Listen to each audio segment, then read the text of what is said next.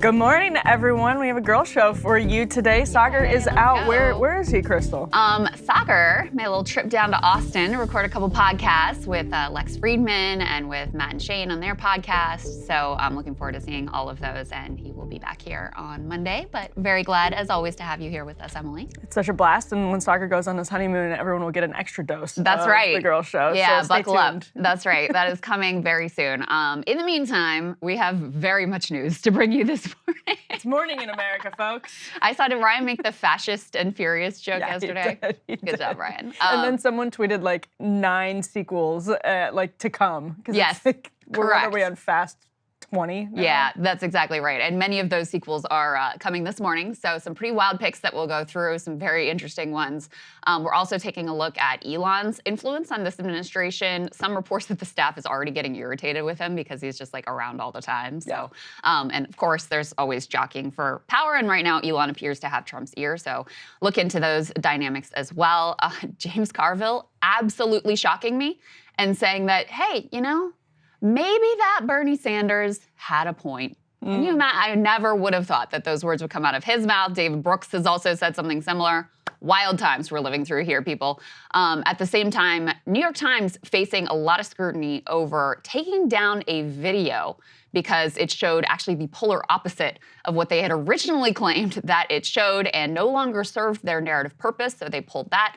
I'm taking a look at what billionaires want out of the Trump administration, and we've got a great guest on the Democratic side to talk about how Democrats failed to appeal to young men, so that should be an interesting conversation as well. Hugely interesting conversation, and speaking of interesting conversations, Krystal, we are about to have one because we could go ahead and put A1 up on the screen. Yes. Donald Trump nominated Matt Gaetz to be Attorney General of the United States yesterday evening.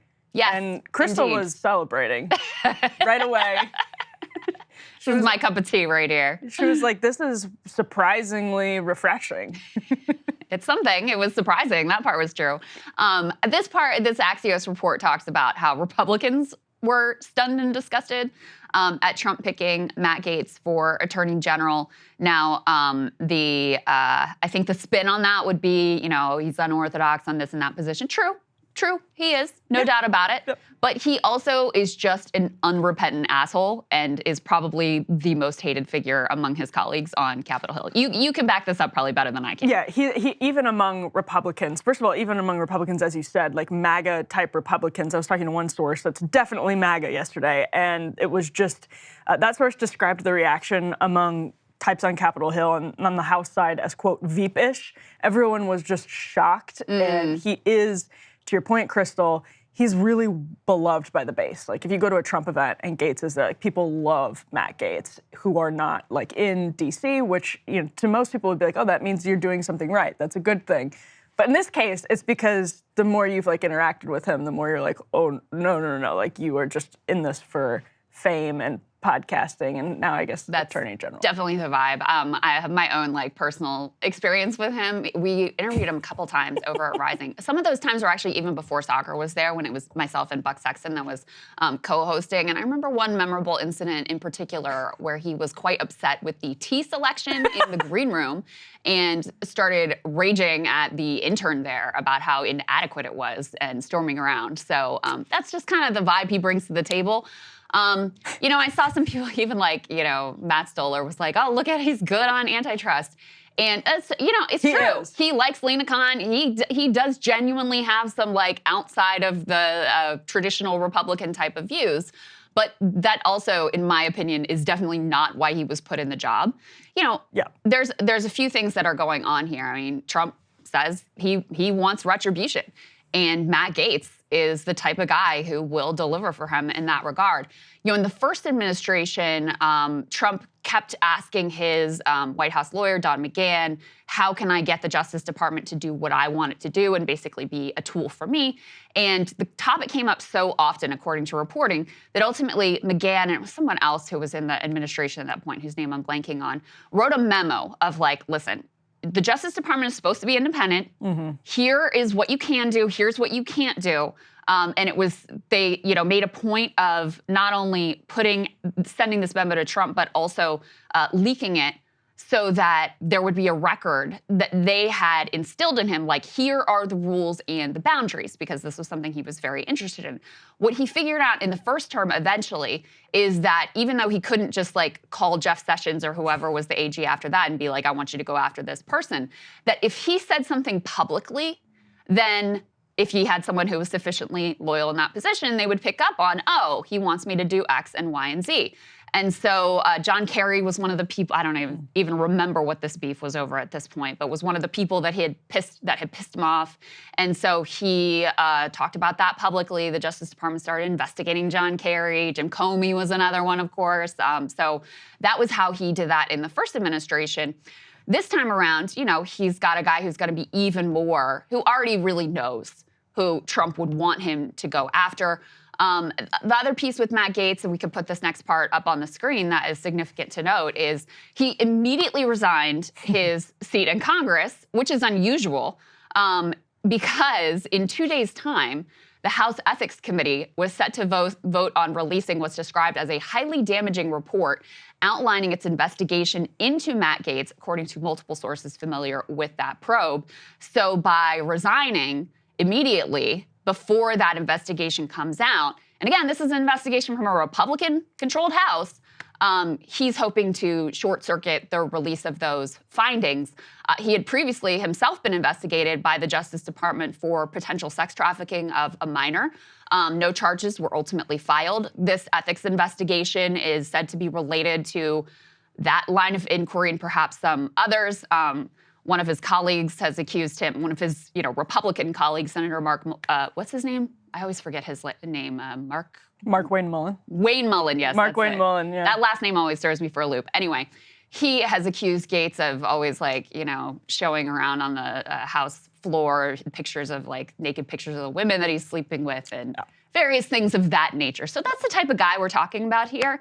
And the last thing I'll say, and then I'll get your reaction, Emily, and see if you agree with that or what you think is going on here, is there's been a lot said, of course, about the potential damaging information possible that's out there on Matt Gaetz.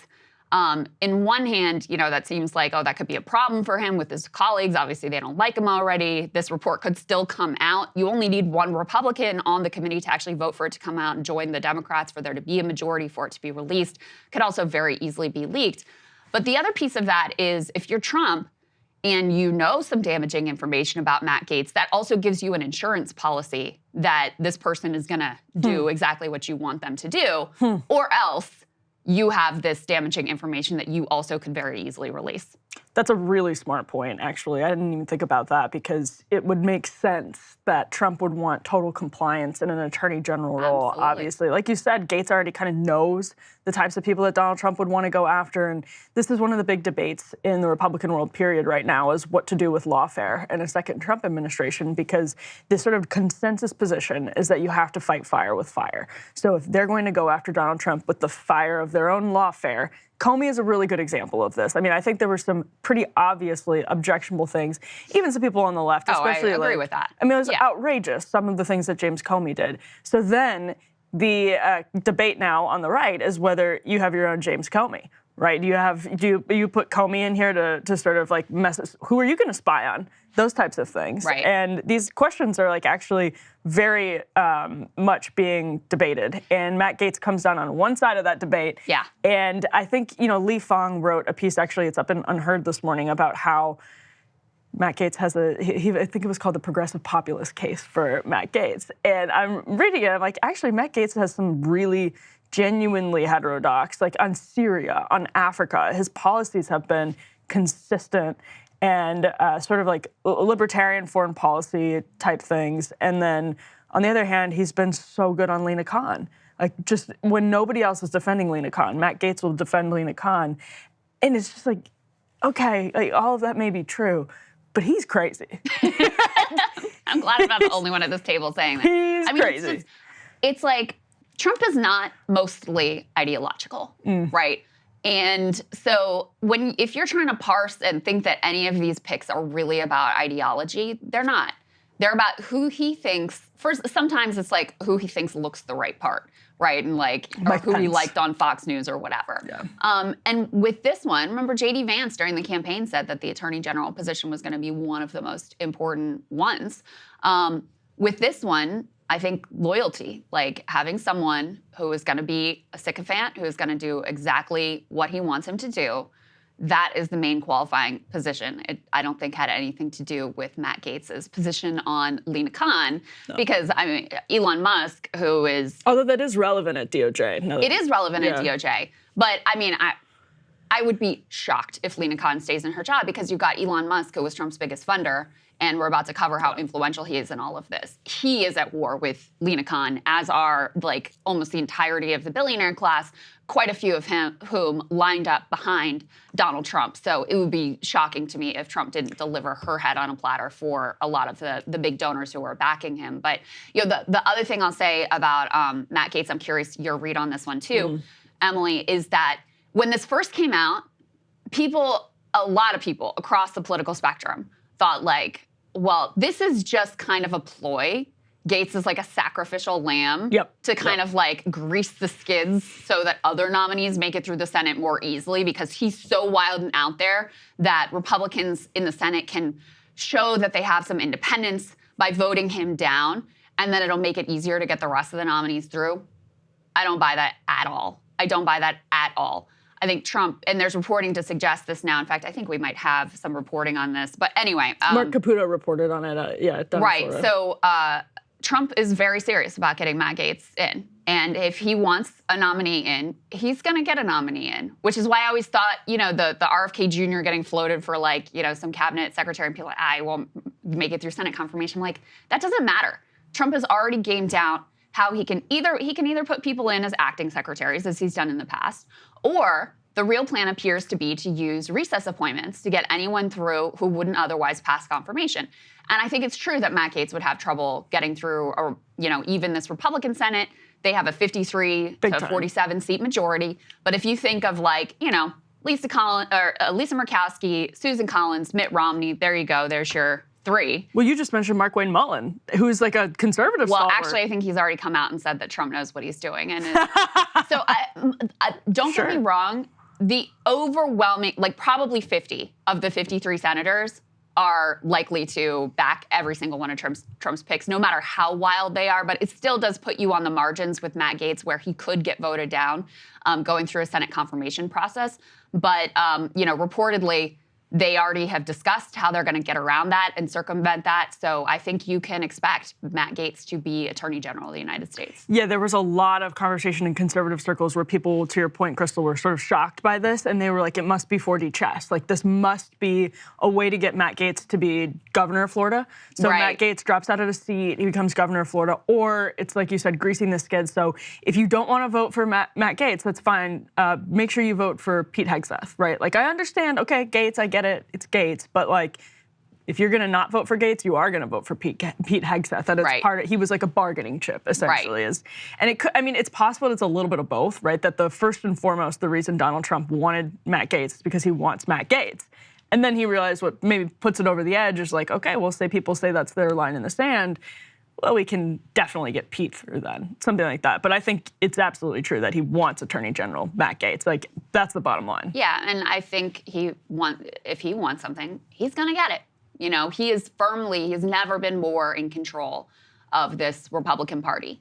So the voices of resistance that were there on the Republican side back when he came into office in 2016, I think you're going to see a lot. Not that there won't be any, but I think you're going to see a lot less of that. We've got a clip we'll show you later that I think, you know, backs that up.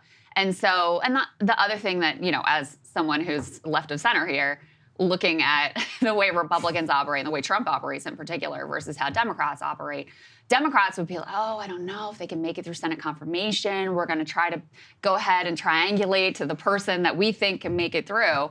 And, you know, about, oh, there's this little rule that might keep us from being able to get it done. And with Trump, it's like, no, I want this thing. I'm going to find out a way to make it happen. And come hell or high water, like if I want Matt Gaetz as my Attorney General, Matt Gaetz is going to be Attorney General. So I think that's probably the way to look at it. Republicans are very uncomfortable with it. They don't want to. Some are. I mean, there's even conservative conservative Republicans are uncomfortable with it because they were always deferential to Senate procedure and to like the kind of traditions. I mean, they're conservative, but nope, not anymore. Yeah, well, and we're going to get in a little bit. We now know who the Senate Majority Leader is going to be. It is not actually the pick that MAGA and Trump wanted, but Trump had already put out this thing of whoever is the Senate Majority Leader has to commit to doing recess appointments. Yep. This can get in the weeds, I know, but, you know, the Senate, it's this very prideful institution, and one of their primary responsibilities is advise and consent on the nominees and going through this process and questioning them, et cetera, et cetera. And all of the people who were seeking that job immediately when Trump said that said, no problem, we'll do it, it's all you. And that represents, you know, immediate sort of abdication of an important power that they had to Donald Trump. So to me, that's indicative of the tone and the, you know, the power dynamics that you're likely to see throughout this administration. But Gaetz is not the only big, very interesting pick that we got yesterday. Let's go ahead and put A1C up on the screen. Tulsi Gabbard has been tapped to serve as Trump's director of national intelligence. Of course, Tulsi was previously a Democrat, previously very critical of Trump and his foreign policy. She said famously, like, being Saudi Arabia's bitch is not America first. A tweet which apparently is still up to this day, Emily, which is kind of an incredible statement in and of itself. Does she at Kushner? I think it was implied. It was a subtweet. Amazing. Yeah, so anyway, she's going to be Director of National Intelligence. She also had, there was some indication that she was herself being surveilled under the Biden administration when she was moving through airports. She was like being tracked, et cetera. So what do you make of this particular pick? Well, I think it's really fascinating that it's likely now we'll have, because recess appointment's a great example, or the reason why. I mean, Tulsi Gabbard is someone who would actually have a hard time with Senate confirmation, and we may see that happen, and we may see a recess appointment in this case. But yeah, to have her and Marco Rubio side by side, I mean, just take both of them on Syria. Just like go back and look at how both of them handled the question of Syria. That's right. It is their foreign policies distilled into this like perfect contrast. They are so incredibly different from one another that it's amazing to think this is, I mean, D&I is not a joke. Like, that's a very serious position. It's a powerful position. Obviously, the same will be said of Secretary of State. So that those two will have those clashing viewpoints, I think a lot of regular Americans will say that's really good. The other possibilities is a total mess. It's just a total disaster because nobody can get on the same page. Our allies and enemies are hearing different things from different people, and nothing is clear. So again, like, maybe there's something good that comes from it. I can't think of a modern precedent for having that polarized viewpoints in such high-profile positions in such a way that it's your worldview, not just like a policy difference on Syria, for example, but like Syria is a representation of how, I mean, Marco Rubio is an old-school Cold Warrior who has had a shift towards realism, but I wouldn't call him a realist. No. He's had a shift towards realism. He didn't vote for the Ukraine aid package that was in the spring, but as some people have pointed out, he really kind of hemmed and hawed about why he didn't vote for it, and there were a lot of different reasons that he gave. He's been fairly supportive of Ukraine. He recently called the war a stalemate. He says it needs to come to an end, so at least that's something. But in Latin America, he's like old school Cold Warrior. He obviously was very supportive of older policies in the Middle East, as was Pete Hegseth, by the way, although he seems to have, as Dan Caldwell at Concerned Vets, who worked with him at Concerned Vets, has said, he shifted. I think Marco Rubio has shifted less than a lot of people on the right. Am I remembering this correctly, like just a couple months ago, Tulsi say that Marco Rubio would be a disastrous pick? In July. She did an interview on Megyn Kelly's show on July 10th and said this would be a really bad sign and a big mistake. Yeah, I mean, Marco Rubio, like by any reasonable standard, is a neocon. Like, I think there's, and Sagar made this point, I think this is an important point. Like, it's one thing for people at this moment, given how clear the issue is on the Republican side of the ledger, to pull back with regard to Ukraine. It's another thing to have been, correct from the beginning on things like the Iraq War, on Afghanistan. And, the other thing is that Trump himself there's no indication he is anti-war, even as it's possible, and even this is really not clear, that he may take a different approach on Ukraine. But like I said, even that is not totally clear because he has been on both sides of that issue as well, and has at time hit Joe Biden from the hawkish end of saying, like, you're not doing enough for the Ukrainians. But it's more that, some of the critics of the Ukraine war, they're more interested in, hey, we need to like keep our powder dry so that we can potentially go to war with China. None of these individuals, Tulsi included, Tulsi has completely shifted her position with regard to Israel. She used to be critical, and now she's completely on board with whatever Israel wants to do. Otherwise, I don't think she would be in this particular position, dare I say, given that AIPAC seems to have had a lot of influence, whether overt or covert. They've had a lot of influence in terms of the foreign policy related picks in particular. His ambassador to Israel is Mike Huckabee. So, I mean, it would be hard for Tulsi Gabbard to have her old positions on Israel. Yes, and Hegseth is equally as sort of messianic and has this very religiously driven view of Israel. Yeah. And this is quite unprecedented. I mean, obviously our foreign policy has always been lockstep with Israel, et cetera, et cetera. But, Huckabee is the type where it's not just the Biden administration sort of agreed with Yoav Gallant, who was also, in my view, a maniac and said that Palestinians are animals, et cetera, et cetera. But he was at least interested in, hey, how do we get our own hostages back? Huckabee and Hegseth are more in line with Ben-Gvir and Smotrich that are we need to just end this problem once and for all, take over the West Bank. This is, our religious fulfillment of religious prophecy, and they're all sort of weirdly on the same page with that. So it does represent a shift in that regard.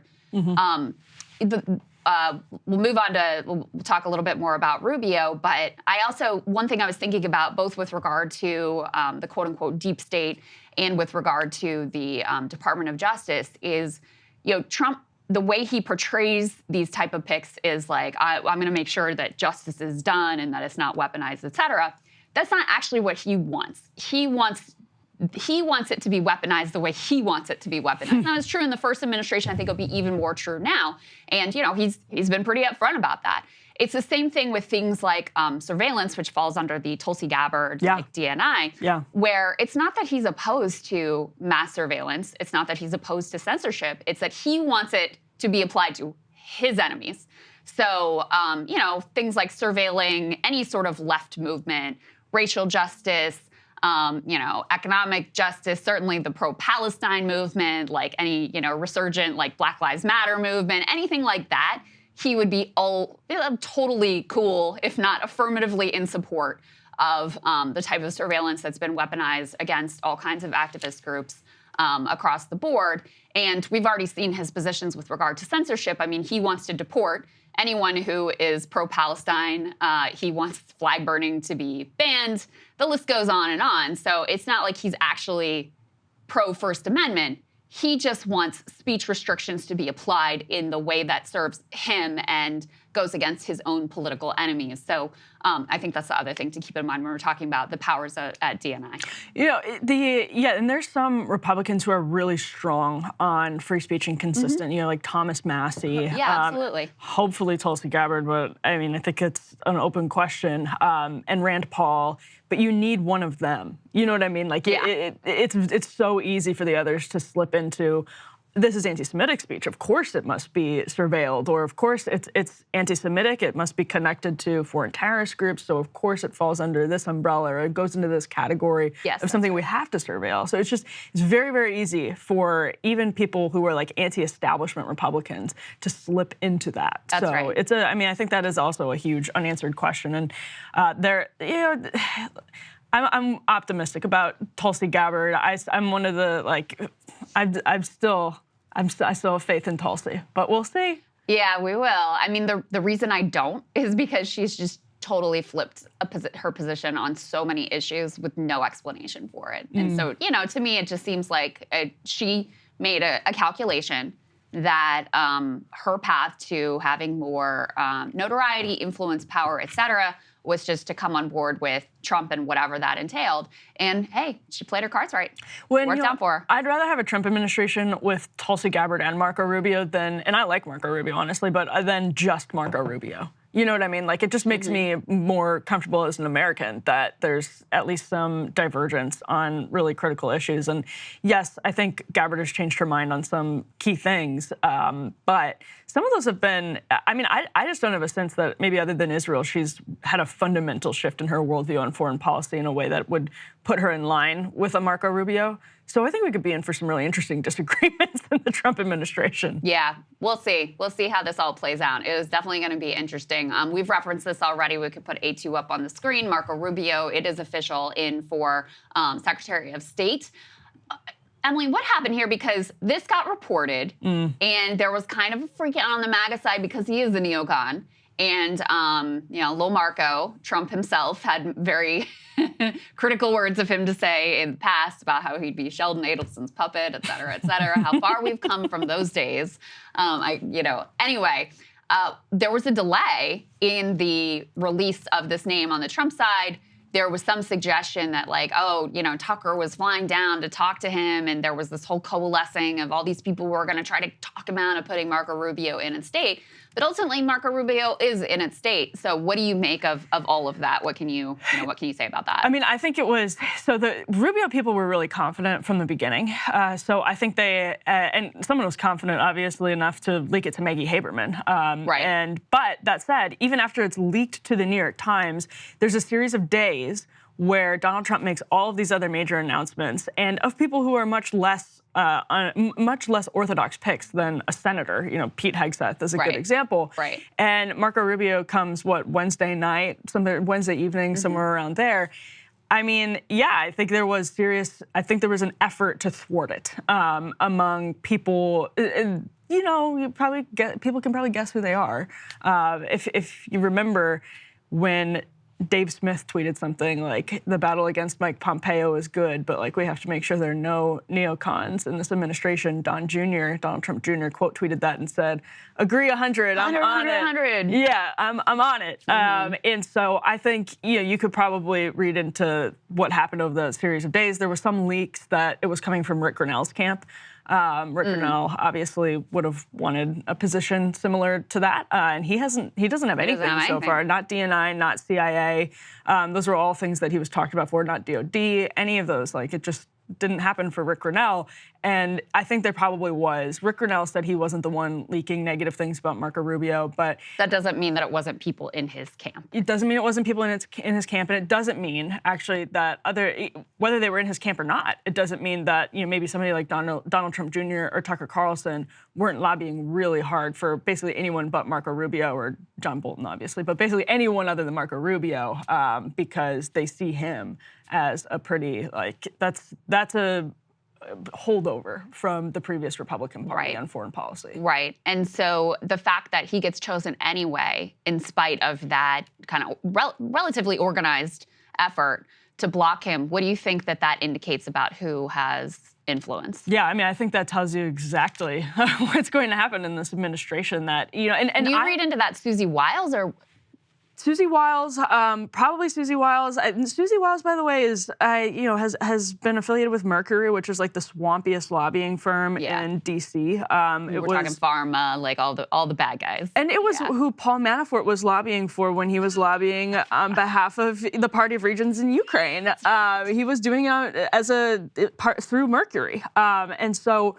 There's just a lot of, I think, donor class baggage that comes with La Savita and Susie Wiles. And I wonder, actually, if the announcement of Tulsi as DNI, which came out either right before or right after Rubio, maybe right after the Rubio announcement, was part of that push and pull with Don Jr., Tucker Carlson, and others saying, like, okay. Well, at least throw us a bone here, basically. Throw us a bone, right, yeah. So I kind of wonder if that's what happened in all of the infighting, because what was happening over the course of this week, like, I had a source who was very knowledgeable about the transition who said the Trump people don't fully trust Tulsi Gabbard. And Ryan and I talked about this yesterday. That's not Trump himself, but Trump world doesn't fully trust Tulsi Gabbard. And so she was kind of on the chopping block. Rubio, I think, absolutely was on the chopping block. Just it seemed like Trump was pretty set on the pick, but there was still intense fighting among, like, Don Jr. and others. So I don't know if Rubio, maybe this is an interesting part of the story, if Rubio indicated that his foreign policy was shifting more than maybe publicly, we've seen his foreign policy shift in a way that made them feel comfortable, but it's hard to imagine. I mean, those guys are aligned basically with the Tulsi Gabbard ideology. And I don't know how Rubio could have indicated anything to them that would say he was really in that category. Yeah, and the thing is, with Trump, if he actually takes like a, an interest in something and has a clear ideological position, everyone's going to fall in line with whatever it is he wants. It's just that he doesn't always have, and then it becomes, okay, well, what are the voices in the room saying? What are the options that are being presented? And we've seen him be very, kind of malleable in the past based on who happens to be around him, et cetera, on something that isn't core. So in any case, that was, to me, that was an interesting indication of the way some of these intra-MAGA battles are playing out. And when Susie Wiles was first named chief of staff, I was a little bit surprised by that, to be honest with you, but I also was surprised that there wasn't concern over that in MAGA world, because the thought was like, oh, she's just an apparatchik, she's just non-ideological. There's no such thing. In this town, there's no such thing as non-ideological. Non-ideological basically defaults to like whatever the sort of mainstream conventional wisdom is, and so I think perhaps her fingerprints and her influence seems to be on some of these picks. But also, Trump is a big boy and makes up his own mind. And I always get irritated when people are like, oh, it's the fault of this person, it's the fault of that person. It's like, this is the man that was elected president of the United States. He's had years to think about who he wants in these positions. He's making up his own mind. So, he also deserves like direct blame, credit, however you want to look at it, for the picks that he is ultimately putting forward. Rubio is certainly another one in the, Miriam Adelson, very pleased with this pick as well. He's been extremely aggressive and hawkish, on the side of Israel. There was a report Michael Tracy tweeted out, Israeli media apparently, quote unquote, dancing the hora in Netanyahu's office over Trump filling his administration with, quote, old school Republicans. Not exactly music to the ears of people like Tucker Carlson or Dave Smith et al. Let's go ahead and take a listen to a little bit of that. And going back to Mike Wagenheim, Mike, just in the past hour, the Trump team confirming the pick of Mike Waltz as the national security advisor. And I don't want to exaggerate and say that Israel, the government here, and its supporters are breathing a sigh of relief over these picks. But certainly, I think some of the concerns they had about the next administration have been eased by picking certainly these three, and especially Marco Rubio, Mike Waltz, people who have, for example, spoken with I-24 News just in recent months about their strong support of Israel and their concerns over Iran. Not just breathing a sigh of relief, Colin. They're dancing the hora right now at the Prime Minister's office with these selections by Donald Trump. I mean, we were expecting some isolationists possibly in those positions, or maybe some who lean at least a little bit toward Trump's new foreign policy and the MAGA foreign policy. Hasn't been that case at all. I mean, Rubio and Mike Waltz are in the mold of old school Republicans on policy, both pro-Israel stalwarts to the hilt. They'll challenge anybody who views the situation otherwise. I mean, you couldn't have selected two better picks, I think, if you're sitting in the Prime Minister's office right now. And Elise Stefanik will be a firebrand at the United Nations. She already told Isaac Herzog in a meeting this morning that she'll have Israel's back there. And we didn't expect otherwise, but always good to hear that if you're within the Israeli government in a very problematic institution like the UN. By the way, Marco Rubio told us last Tuesday at Donald Trump's watch party on election night that he would, with the Republicans taking over the Senate, not knowing then that he would be nominated likely for Secretary of State, he said that the Republican Senate should take up defunding more UN agencies that he feels are either in cahoots with Hamas or turn a blind eye to those terror organizations that operate in Gaza and elsewhere. So Miriam definitely getting our money's worth with, a cabinet that is quite Israel first. So, and the... Was he trying to sabotage them? You couldn't have scripted that in a way that would, actually piss off MAGA more. It just kept getting worse. He was they just... none of that MAGA foreign policy here. Old school Republican. Old school Republican. He's like, they're totally from the old school Republican mold. Very, very reassuring. Yeah. Yep. Well, there you go. Miriam Adelson gave him $100 million, and there were quite a few other donors in that camp, the Bill Ackmans of the world, whatever, who, wanted a certain thing from the foreign policy team, and They certainly got it. They certainly got it. And it's also just, Marco Rubio surrounds himself with people who actually are genuinely more realist. He's obviously been new right on populist economics. So just being in that category means that his milieu is more new right than it is old right. So, and he's had some kind of, he said some interesting things about Ukraine that have indicated, as we were talking about before, a possible shift. But clearly, if that were more evident, if there was much more of a shift, you would not see that. Yeah. The other thing that's worth noting too, and then we'll move on to the Senate stuff, but this will be a good transition to that. Rubio is one of the more interesting people in economics. He's more, in terms of economics, he is more clearly in that new right camp, as of course is J.D. Vance. Neither one of them will be in the Senate anymore, leaving very few remaining there that have anything other than kind of like old school doctrinaire Republican views. Yeah. So, I mean, that's another significance of pulling him out of that role and putting him into the role where his ideology is the worst. Yeah, there's some people who are, on the new right in particular, who are now really starting to worry about the Senate because Rubio and Vance were very, very key in that new coalition of, at least on the economic front, especially on the economic front. So gotcha. All right, let's talk about the Senate. Put A4 up on the screen. So MAGA's choice, Trump's choice, Tucker Carlson's choice was Rick Scott, and he got third in terms of Senate majority vote. It was a secret vote.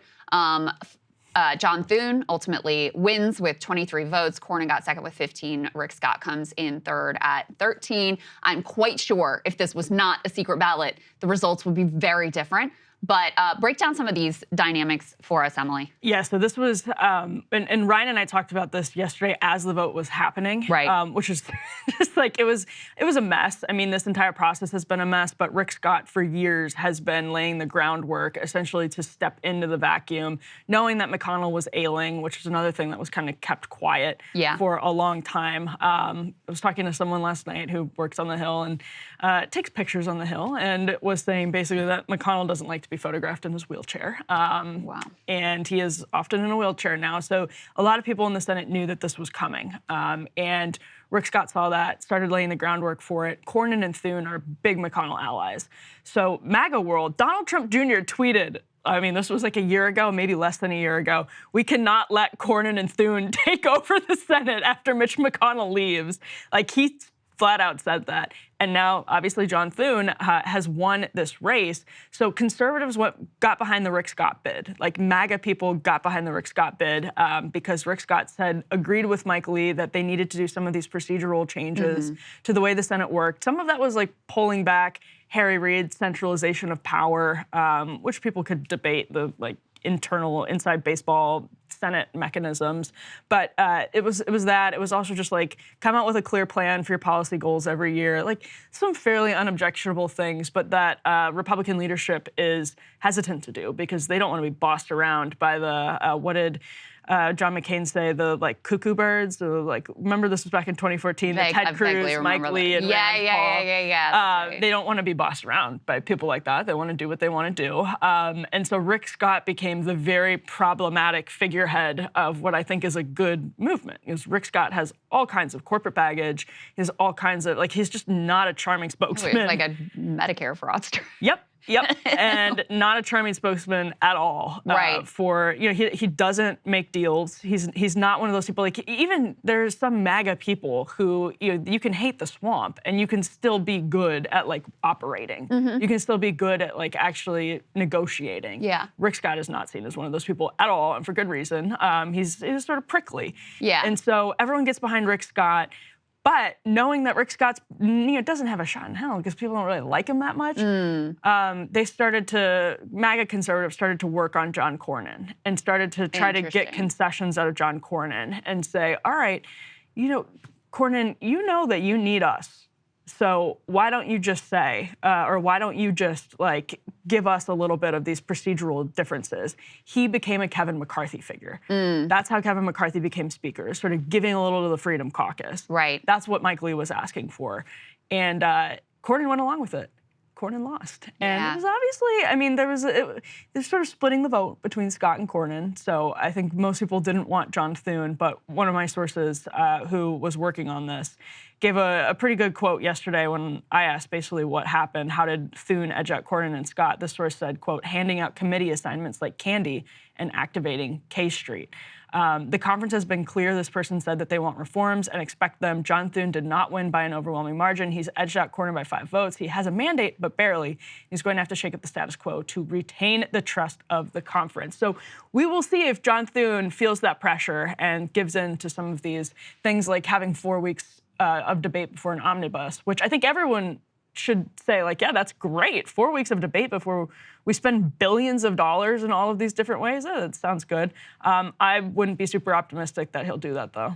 Yeah, I mean, from Trump's perspective, I think he just wanted someone who he felt would be guaranteed to do what he wants them to do. Yeah, and he absolutely. felt the most confident that Rick Scott would be that person. And again, like, you know, to try to parse the ideology is a waste of time in a lot of ways, because on ideologically, you can correct me if I'm wrong, I don't think the 3 of these guys have much ideological difference. I mean, Rick Scott is not on the new right. You know, he put out the Republican policy priorities for the midterm elections that were like a disaster for them because it called for sunsetting every single federal government program, including Social Security and Medicare, every, 3 years or something like that. Yeah. And it was an albatross around the necks of Republicans. I mean, he's a standard issue Reagan-type conservative as far as economics go, as are all 3 of these. So I think it was more about, for Trump, you know, which one do I feel the most confident is going to be the most loyal to me? My guess, looking from the outside at how all of this is going to go, is that Trump has such a hold on the party now and has such a clear track record of punishing anyone who crosses him that probably John Thune is going to do whatever Trump wants him to do when Trump decides to wade into these debates. And I think that's the part that maybe separates the 3 of them, is that Trump doesn't always wade into these, so there's a lot you can do behind the scenes that he's not really paying that close attention to. And perhaps that's where the difference comes. But on anything that actually is important to Donald Trump, like all 3, and the indication to me is all 3 of these men, immediately when Trump was like, I want recess appointments, were like, no problem, we'll do recess appointments, which again is handing a gigantic part of their power over to the executive branch. Although one point that I think is interesting, just as a hypothetical to test, is what does John Thune do when Donald Trump, if Donald Trump, we don't know this yet because we don't know much about what he would actually do when it comes to Ukraine, but when Donald Trump wants to pair Ukraine funding to a border thing that won't get through, or when Donald Trump wants to actually force Ukraine to the table and the aid becomes conditional or something like that, John Thune is a McConnell ally. He is, and Mitch McConnell's still in the Senate, and Mitch McConnell is tied into the donor class that is deeply, deeply, deeply, deeply, deeply supportive of Zelensky and Ukraine, and that is their red line. And I'm genuinely, I think it's a pretty interesting hypothetical. I agree that I think John Thune will go along with a lot of the Trump agenda, but there are certain things that are such red lines for the donor class. We don't know if Trump will test those boundaries, but if he does, I actually wonder what would happen. I don't know because John Thune is so deeply enmeshed in K Street, the donor class, McConnell world, the old school Republican Party, and their red lines are so bright. Let's say Donald Trump decides to do something heterodox on Ukraine. Maybe he would do something weird on Israel. Maybe Tulsi Gabbard does something that they find objectionable. These are all just random hypotheticals. And if they happened, I don't know that Thune might put up a fight because he's just so entangled with McConnell world. So we'll see. But I think generally, I agree that he'll be pretty, what's the best word? Compliant. Yes. Pliable. Yes. All right, let's also, we don't have to play this up, but it is worth noting, this is A5, you don't have to play it though, that he did say he's gonna keep the filibuster in place. We'll see if that maintains, but that's the current positioning. I imagine there may be some pressure to get rid of that, but there's also a lot of mechanisms you can use, like budget reconciliation, that allows you to get through what you want using majority vote. You know, Democrats did some of that when they were in office, but they also would be like, oh, the parliamentarians said we couldn't do blah, blah, blah.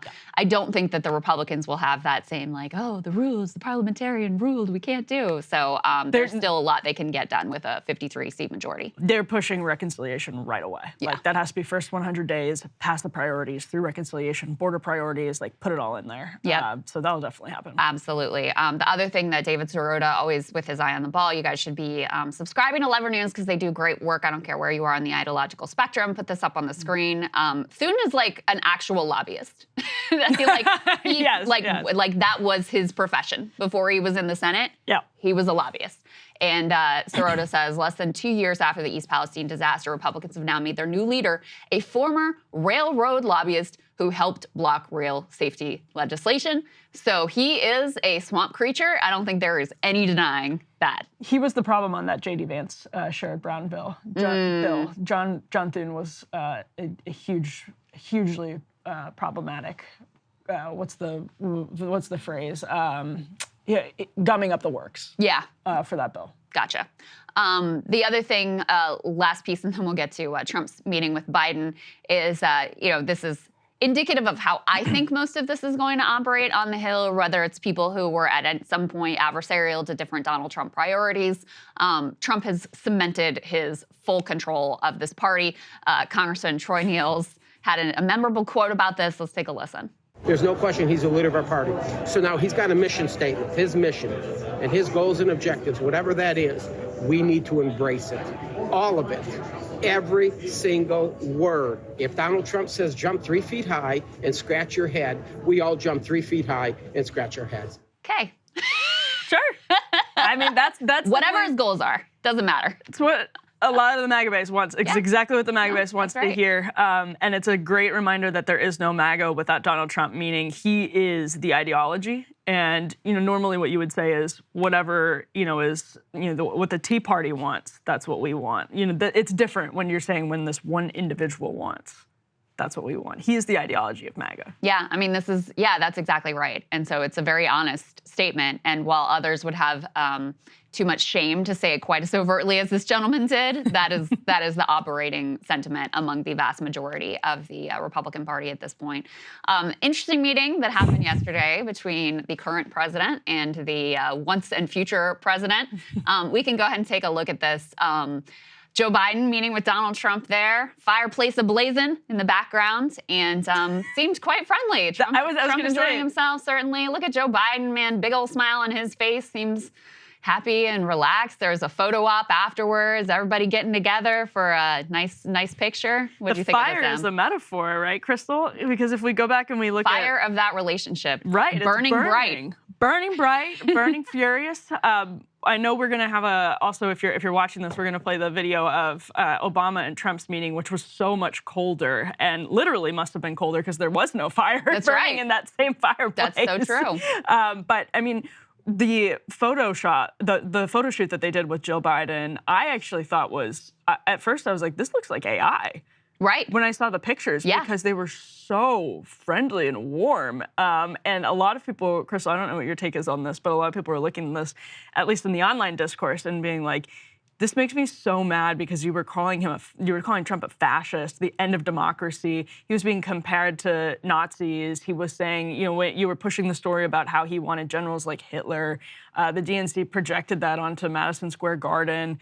So now you're welcoming him with this beautiful warm fire and a friendly smile that is just as warm as the fire into the Oval Office and acting like it's business as usual.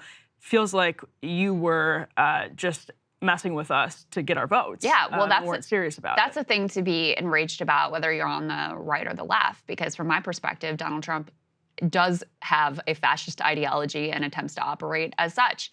And Joe Biden is the person. I mean, in a way, it's perfect because Joe Biden is the person most proximately responsible for ushering Donald Trump back into the White House. So why shouldn't it be warm and friendly? His ass should have gotten out after one term. And there should have been a Democratic primary and a Democratic process. And instead, even as he was so rattled that he was unable to even host like a leadership meeting of congressional Democrats without Nancy Pelosi having to rush in and save him because he forgot where he was and what he was even supposed to be doing. He still was so arrogant that he thought he needed to run again and have another 4-year term in the White House, even though it's preposterous that he's even the president right now, given his condition.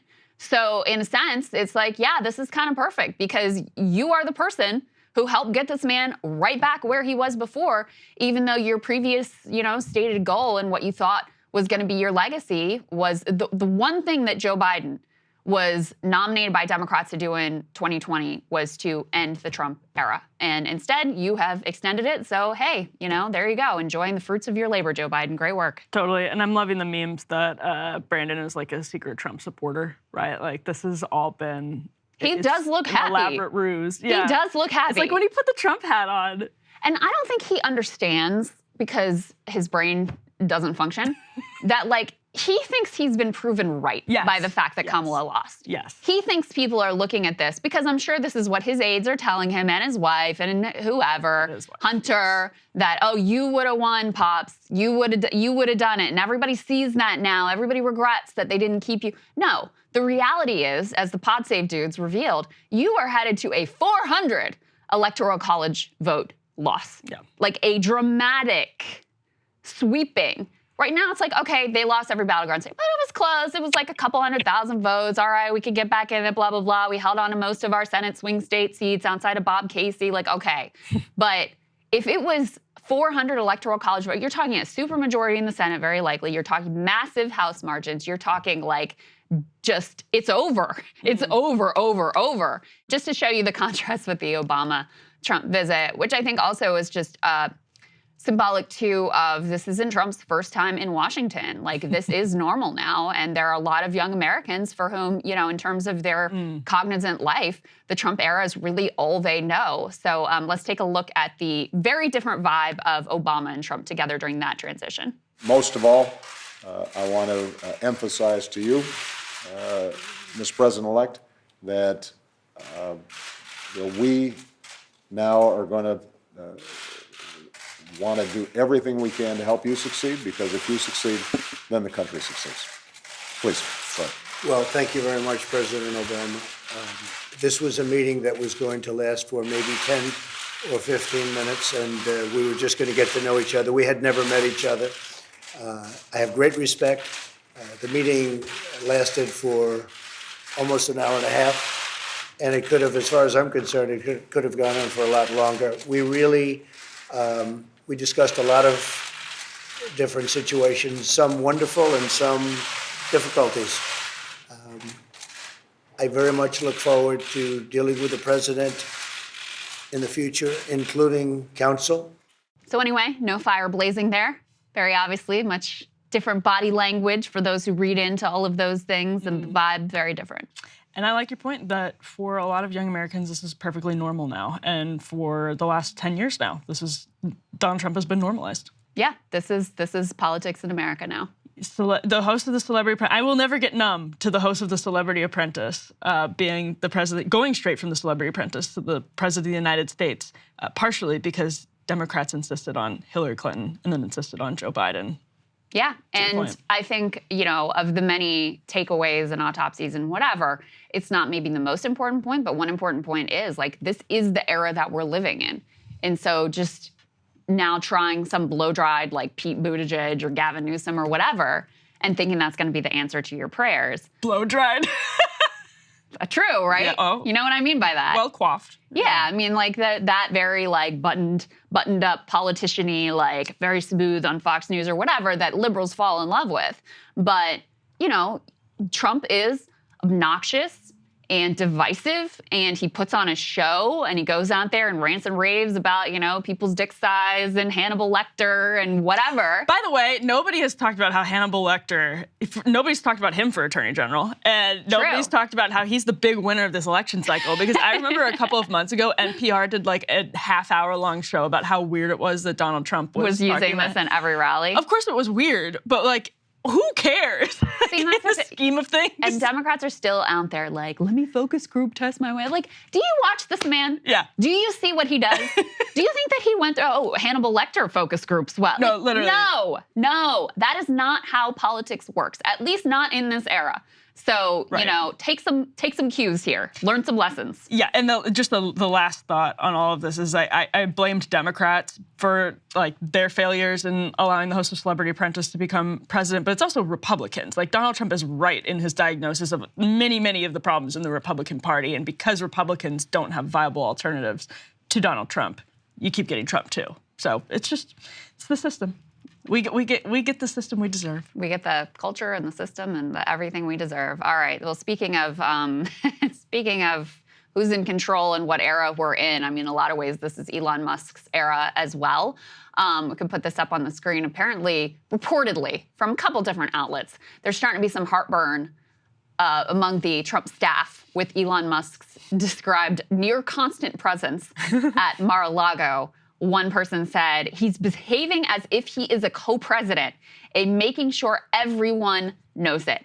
There is no indication, though, that Trump himself is irritated with Elon. I mean, it would make sense to I would not be surprised if at some point Trump does get irritated with Elon, especially if he feels like he's hogging too much of the spotlight, taking too much credit for things that Trump thinks he should be getting credit for, et cetera. So I could certainly see that break coming. But this reporting suggests more that internally, some of the other people who would be jockeying for position around Trump are pissed off at how much influence Elon has. Is that the way you read it too? Yeah, I think it could just be that the sources to NBC are a few people who have been really put off by this, and there are other people who haven't said anything about it. I think that's the case with some of these stories, is it gets the temperature of a group of people who are like upset, and then they tell the reporter to talk to their friend who they know is also upset, and then that person sends them to one other person, and it could be limited to a small group of people. And Certainly not, possible. Yeah, although it's also entirely possible that Elon Musk has turned Donald Trump off, or still will turn Donald Trump off, because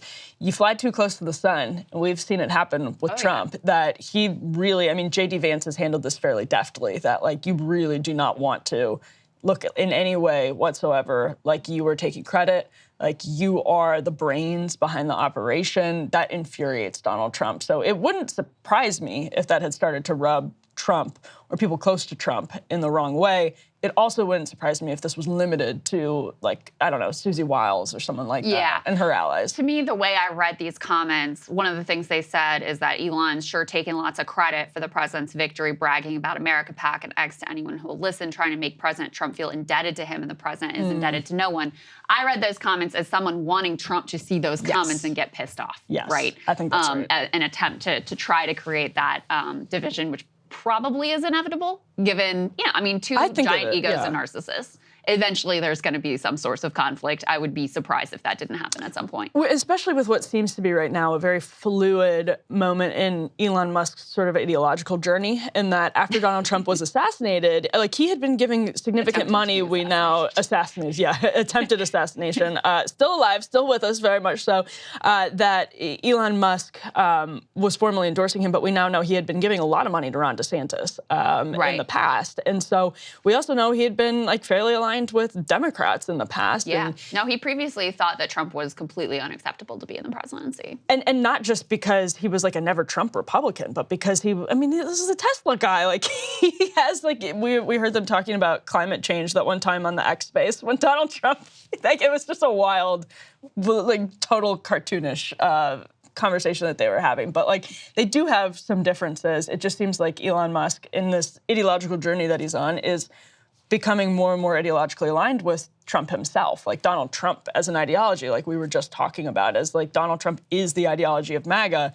It seems like Musk is becoming more and more aligned with that. Even so, though, he's not fully there. I mean, they don't agree on 100% of the things. So you could see there being a break for a number of different reasons, or you could see Elon Musk just saying, the stakes are so high, that's why I put literally so much money behind this election. I'm gonna go along to get along, and I'll be able to be playing in the little sandbox with Vivek and overseeing what kinds of stuff my competitors might benefit from. I mean, it's just like, such oligarchic behavior. Absolutely. Just like peak oligarch. I'm going to talk a little bit more about this in my monologue, so I'll save some of my commentary for there. But I just want those of you, my friends on the right, imagine if it was George Soros who was, we can put this next piece up on the screen. Elon went with Trump to his first post-election meeting with the House Republican Conference. Imagine if Kamala got elected and she had her little George Soros babysitter, her oligarch billionaire babysitter, running around with her to all of her important meetings. And there's some rumors, and I think it's appropriate for people to take this also as a sort of threat. We can put the next piece up on the screen, that Elon is threatening to fund primary challenges against any House Republican who dares to step out from Trump's agenda. And I don't know if that rumor is true, but I certainly believe that's the message that is being sent to House and Senate Republicans. You've got the richest man on the planet who has tens of billions of dollars in federal government contractors. His companies are some of the largest Pentagon contractors. So he's got a lot of incentive to make sure that, you know, Trump gets his way, and because when Trump gets his way, Elon gets his way. And for him to be there acting as sort of like enforcer and, you know, and threat, again, just imagine if the shoe was on the other foot and it was Kamala with George Soros or Bill Gates or whatever billionaire you want to imagine who was like your worst nightmare. You know, no one voted for Elon Musk, right? He is not elected, and yet he has this incredibly powerful position and a lot directly at stake. Not just in terms of those government contracts, in terms of, hey, what happens with the, you know, the EV subsidies? How are those managed? Hey, he's got a number of his companies have different regulatory issues with the federal government and under investigation from things like, you know, labor violations and environmental potential violations. And so there, he has, putting aside any ideological project, which I think he has as well, an ideological project, but even putting that aside, he himself has more at risk in, you know, with federal government contracts and regulation than probably any other person on the planet. I agree with that completely. And we have more at risk as a country from his companies, which in some cases, like SpaceX, this is an amazing company. You turn to Neuralink, I think it's a totally different conversation about the benefits of Neuralink and some of those companies. That's a great point. I would rather have Elon Musk than, to his credit, I would rather have Elon Musk than either like Charles Koch or George Soros, partially because of something he tweeted very early this morning, Krystal, when somebody said, some are calling Elon the George Soros of the right. That's not really accurate. He's more like 44 George Soroses of the right, alongside their two net worths juxtaposed. But, and based on their giving. And their influence in this election in particular. There really is no, Kamala has plenty of billionaires backing her. I don't want to, you know, make it seem like she doesn't, but there is really no parallel for the level of influence and infiltration of the Elon Musk with the Trump campaign. So Musk responded to that tweet at 1:15 a.m. and said, more accurate would be that I'm, quote, George Soros of the middle. I don't want the pendulum to swing too far right, but right now it's just too far left. And like, this is a guy who, you know, a couple of hours later was quote tweeting Glenn Greenwald. He's just again, to his credit, I find him to be a genuinely interesting ideological figure. I find him to be objectionable as an oligarch and someone who's like clearly using his business empire to, I would say, influence public policy beyond the bounds of what's fair and just, but at the same time, at least he's being honest about it, whereas we throw awards at the Kochs and George Soros and honor them for their influence over public policy instead of, you know, being like, well, this is corrupt. Another thing that is going to be interesting is if Trump is less hawkish vis-a-vis China this time around, because Elon has massive financial interests and, you know, good relationships with the Chinese government. So, you know, from my perspective, that could be a benefit of Elon having, you know, if again, I object to the oligarch babysitter concept out of principle, but that doesn't mean that there might be some areas where I'm like, okay, well, that's actually better if we're not trying to start a war with China right now. And I know this isn't any conservative's priority, but just on the question of principle, like if you're somebody that's upset about electric vehicles, you know, and you don't like electric vehicles, and you think that the government has been unduly subsidizing electric vehicles, and you think that that's green corruption, Elon Musk is the man behind that. Like, he's been the architect of that with Tesla, and Donald Trump has changed his position on electric vehicles because of Elon Musk. To satisfy Elon Musk. And this is, again, the difference between Trump and Elon is like, or the difference between Trump and Elon and other politicians is Trump has come out and said he's literally changed his position on electric vehicles because Elon's been giving him a lot of money and support. Yeah. So at least he's honest about it. Changed his position on crypto. Yeah. Changed his position on the salt cap. Bunch of things that, just completely shifting. And this is somewhat partly what I'm going to talk about in my monologue. But let's go ahead and move on to the Democratic side of the ledger here and some interesting postmortem that's been happening over on MSNBC. So to my absolute shock, there are actually a few mainstream figures who have now come out after the fact, after they spent years crushing Bernie Sanders, demonizing him, his movement, anyone associated with it, like burning it to the ground, salting the ground, etc. After all of that, now suddenly, that guy Bernie Sanders, maybe he had a point. So here's James Carville on MSNBC with Ari Melber. Let's take a listen. So you, as Mr. It's the Economy Stupid, was this an economy election? And if so, is Sanders right that on populist, working class, kitchen table issues, the Dems didn't do enough? Well, what he is not right about, Democrats have done a number of things for working people. I mean, Obamacare expanded health care for 23 million more people than had it before. A lot of things in President Biden's Build Back Better program created millions of jobs for working people. But I think Senator Sanders has some of a point here. And that is, there were things we could have run on harder that have effect. The minimum wage, it passes everywhere by 70%. I mean, I know that President Biden was for it and Harris was for it, but we didn't put it front and center. What about taxing the incomes over $400,000 and taking that money and put it in a first-time home buyer's mortgage relief fund? I mean, there were things that Senator Sanders would favor that we could have put more front and center. Now, there are a lot of things that are just popular that Democrats are for, and they're popular with every kind of Democrat in the country. They also happen to be popular with independents and even some Republicans. And we should run on a popular thing. A popular thing was not continuing the Biden administration. That was clearly not what people wanted. I think he's a great guy, but people didn't want more of that, and that's what we gave him. Incredible. And, I like, in a sense, I guess I should be like, well, better late than never. David Brooks, thanks for coming around, like James Carville. But it's also like, you had 2016 was the time to truly offer like a post-neoliberal vision. And all the energy was that, from Occupy, and it builds into Bernie Sanders, and you have the left alternative to the Trumpian populist direction. And people like him went above and beyond. I mean, they fought Bernie Sanders far harder than they ever fought Donald Trump. Mm-hmm. And so at this point, it's like, I hope it's not too late, but I kind of think it is.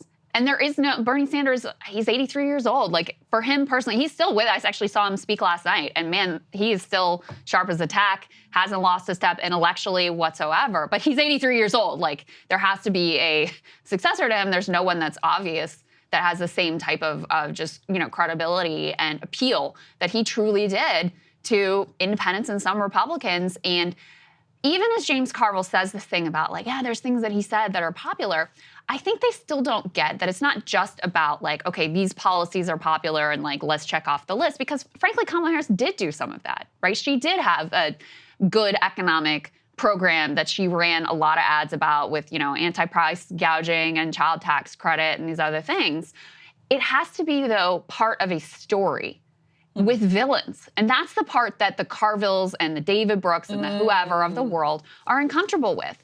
Because they rely on the people that would be the villains are like the billionaires, the millionaires, the donor class, the corrupt elite, the rigged media. And when you get to that part, they're like, whoa, whoa, whoa, whoa, whoa. We just want to talk about minimum wage and talk about generally about maybe income inequality. But we don't want to name names about who are the villains here and what systems are the villains here, because that implicates them directly, and that's where the real rub comes in. I can't imagine what it's like for you to watch that on MSNBC now. I mean, sincerely, like, and it has to be what it was like for Pat Buchanan to watch Fox News suddenly start talking differently about trade and foreign policy after Donald Trump came along, right? Like, you were having like serious conversations. Like Sean Hannity is having serious conversations about whether he's like a free trade guy or fair trade guy, and like actually platforming some of the stuff that Pat Buchanan was called, you know, anti-Semitic and awful and an extremist for talking about, and then 10 years later, you know, you're having mainstream conversations about some of these ideas on Fox News because of Donald Trump. But like, this is not impressive at all. I mean, it's just people are getting, you know, plaudits right now for being willing to say what James Carville just said. But I can't imagine finding that impressive. Like, it would have maybe been impressive or brave 10 years ago, but it's way too late. I mean, they already have a second Trump administration. The fascist, quote unquote, has been reelected. Like, that's 2 terms. So well done, guys. This is already an abject failure by your own standards. Yeah, no, it doesn't feel good to be like, I told you so. No. It does not feel good to be in that position because, again, I'm just sort of like, I also know that even as in their despair at the moment, they may accidentally admit that Bernie had a point. And, you know, one thing I've been pointing out is if you look at the groups that Bernie was strongest with, those are the groups, Latinos, working class people, bros, you know, Joe Rogan literally himself. Those are the groups that find the Democratic Party increasingly repellent and have been fleeing them. And so it's just, you know, it's unequivocally the case that those are the groups that Bernie Sanders had the greatest traction. And by the way, that coalition was demonized.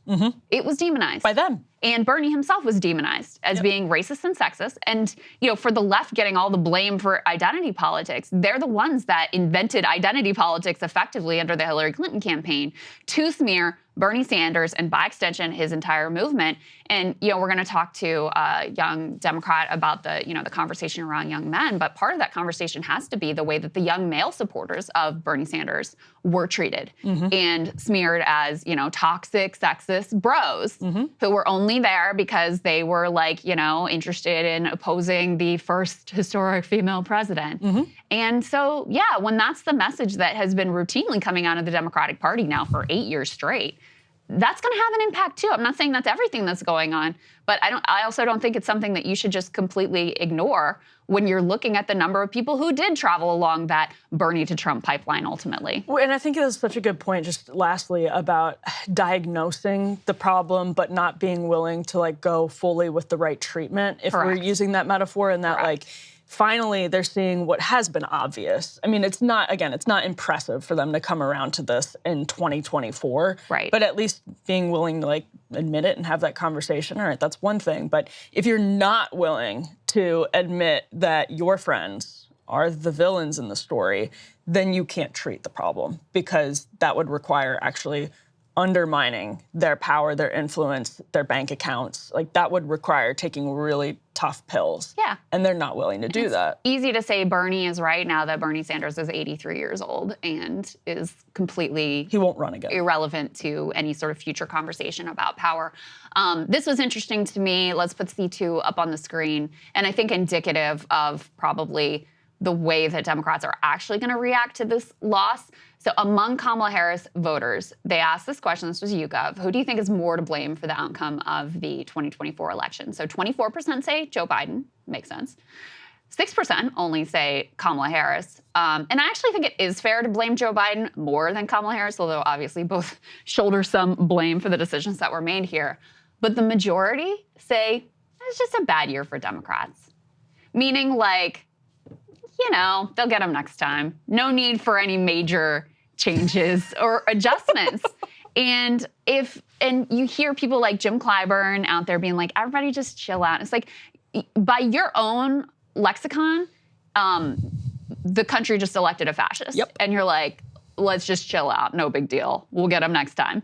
So, but I think if this is the way the base feels, and, you know, is being sort of primed to feel by people who say also, like, oh, look, incumbents did bad all around the globe, and look at inflation. Actually, we did better than most parties in power around the country, and it's a unique set of circumstances, and Donald Trump's going to be done after this, blah, blah, blah. We actually came really close in the battleground states.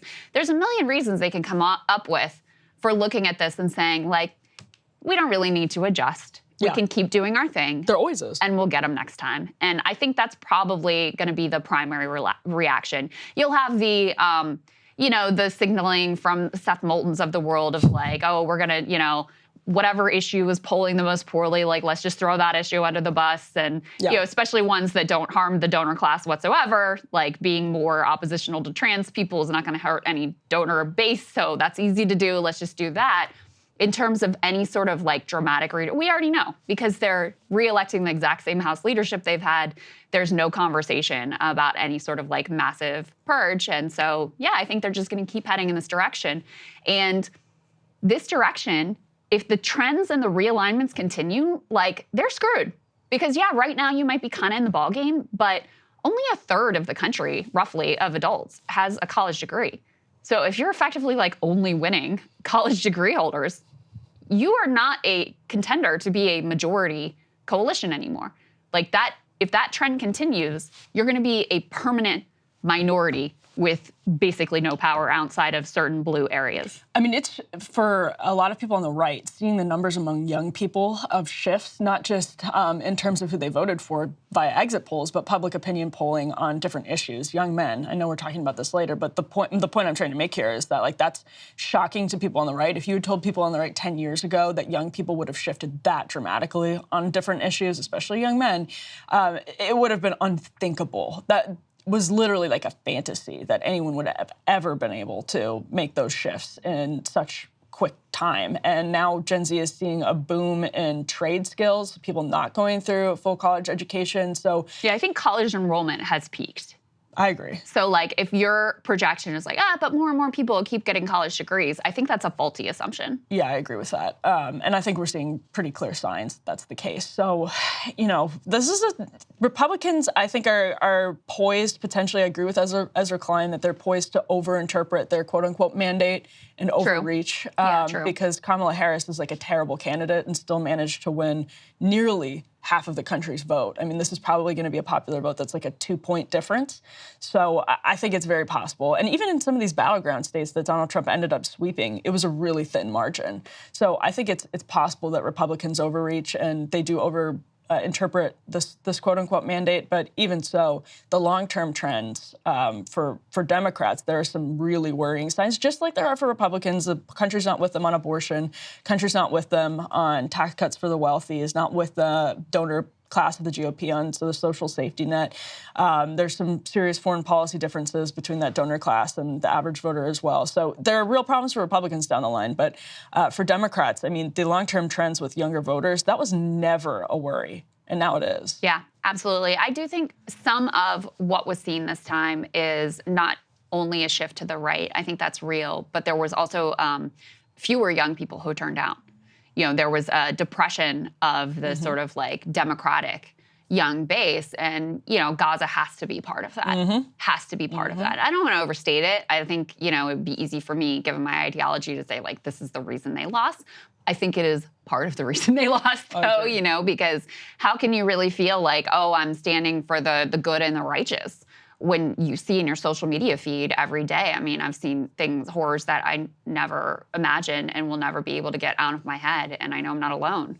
So, yeah, that'll depress your base. Feel like I don't want to be complicit in a genocide. I don't want to be anywhere near this, and so maybe I don't want to vote for Donald Trump, but I can't pull the lever for this. I mean, it's not surprising, but I feel like the lack of conversation about how much that actually affected the youth vote, young turnout, and potentially young people voting for Trump as like an anti-establishment, whether or not people agree with it. I mean, I know you and Sagar talked about the AOC Q&A that she's been doing on her Instagram. And right. Listen, in D.C., like people don't have to agree with it, and ideologues don't have to agree with it, but there are a lot of normal voters who see that issue totally differently, just trying to give a finger to the elites, no matter how they do it. And for some of them, I think the war in Gaza is really a part of that, and it's affecting voting patterns. And there's just been a total glossing over of how that probably shifted the election in Donald Trump's favor, too. Yeah, it is possible. It is possible, given how narrow, like, Michigan was in particular, that could have actually been decisive there. It's possible. Totally. Like, I'm not saying one way or another, but I find that theory to be plausible. College towns in Wisconsin and Georgia and North Carolina, absolutely. Yeah. All right, let's go ahead and move to a story we can certainly find some common ground on here, Emily, which is bashing the New York Times. So Saagar and I covered, I don't know if you guys talked about the story or not, about the whole hooligan situation in Amsterdam. So this was portrayed quite hyperbolically by Joe Biden, Richie Torres, all these sorts of people, and the news media as a Jew hunt pogrom against these Israeli soccer fans. There was indeed quite a bit of violence. However, the portrayal of them as just these innocent victims minding their own business, going to attend a soccer game, and being targeted solely for their religion was wildly misleading. In fact, there were quite a number of journalists on the ground there, including one very young, we played some of his stuff, he was like 14 years old, who was out recording before there was any sort of retaliatory violence, you know, them going through the streets saying, you know, death to Arabs and bragging about the number of children who were massacred in Gaza, vandalizing, assaulting a cab driver, vandalizing a taxi cab, burning Palestinian flags, et cetera, et cetera, et cetera. And so this descends into total melee with violence and a number of Israelis who were, beaten in a brutal way. So news media portrayed this, of course, like I said, as completely one-sided, just, born out of anti-Semitism, period, end of story. So this was an interesting coda to the whole portrayal of this. So we can put this up on the screen. The New York Times had published a video that they said purported to show Israelis being chased down and beaten. Okay, it turns out it was the exact opposite thing that happened here. So let me read to you the correction that the Times themselves posted about this video. They said an earlier version of this article included a video distributed by Reuters with a script about Israeli fans being attacked. Reuters has since issued a correction saying it is unclear who's depicted in the footage. The video's author told the New York Times it shows a group of Maccabi fans chasing a man on the street, a description the Times independently confirmed with other verified footage from the scene.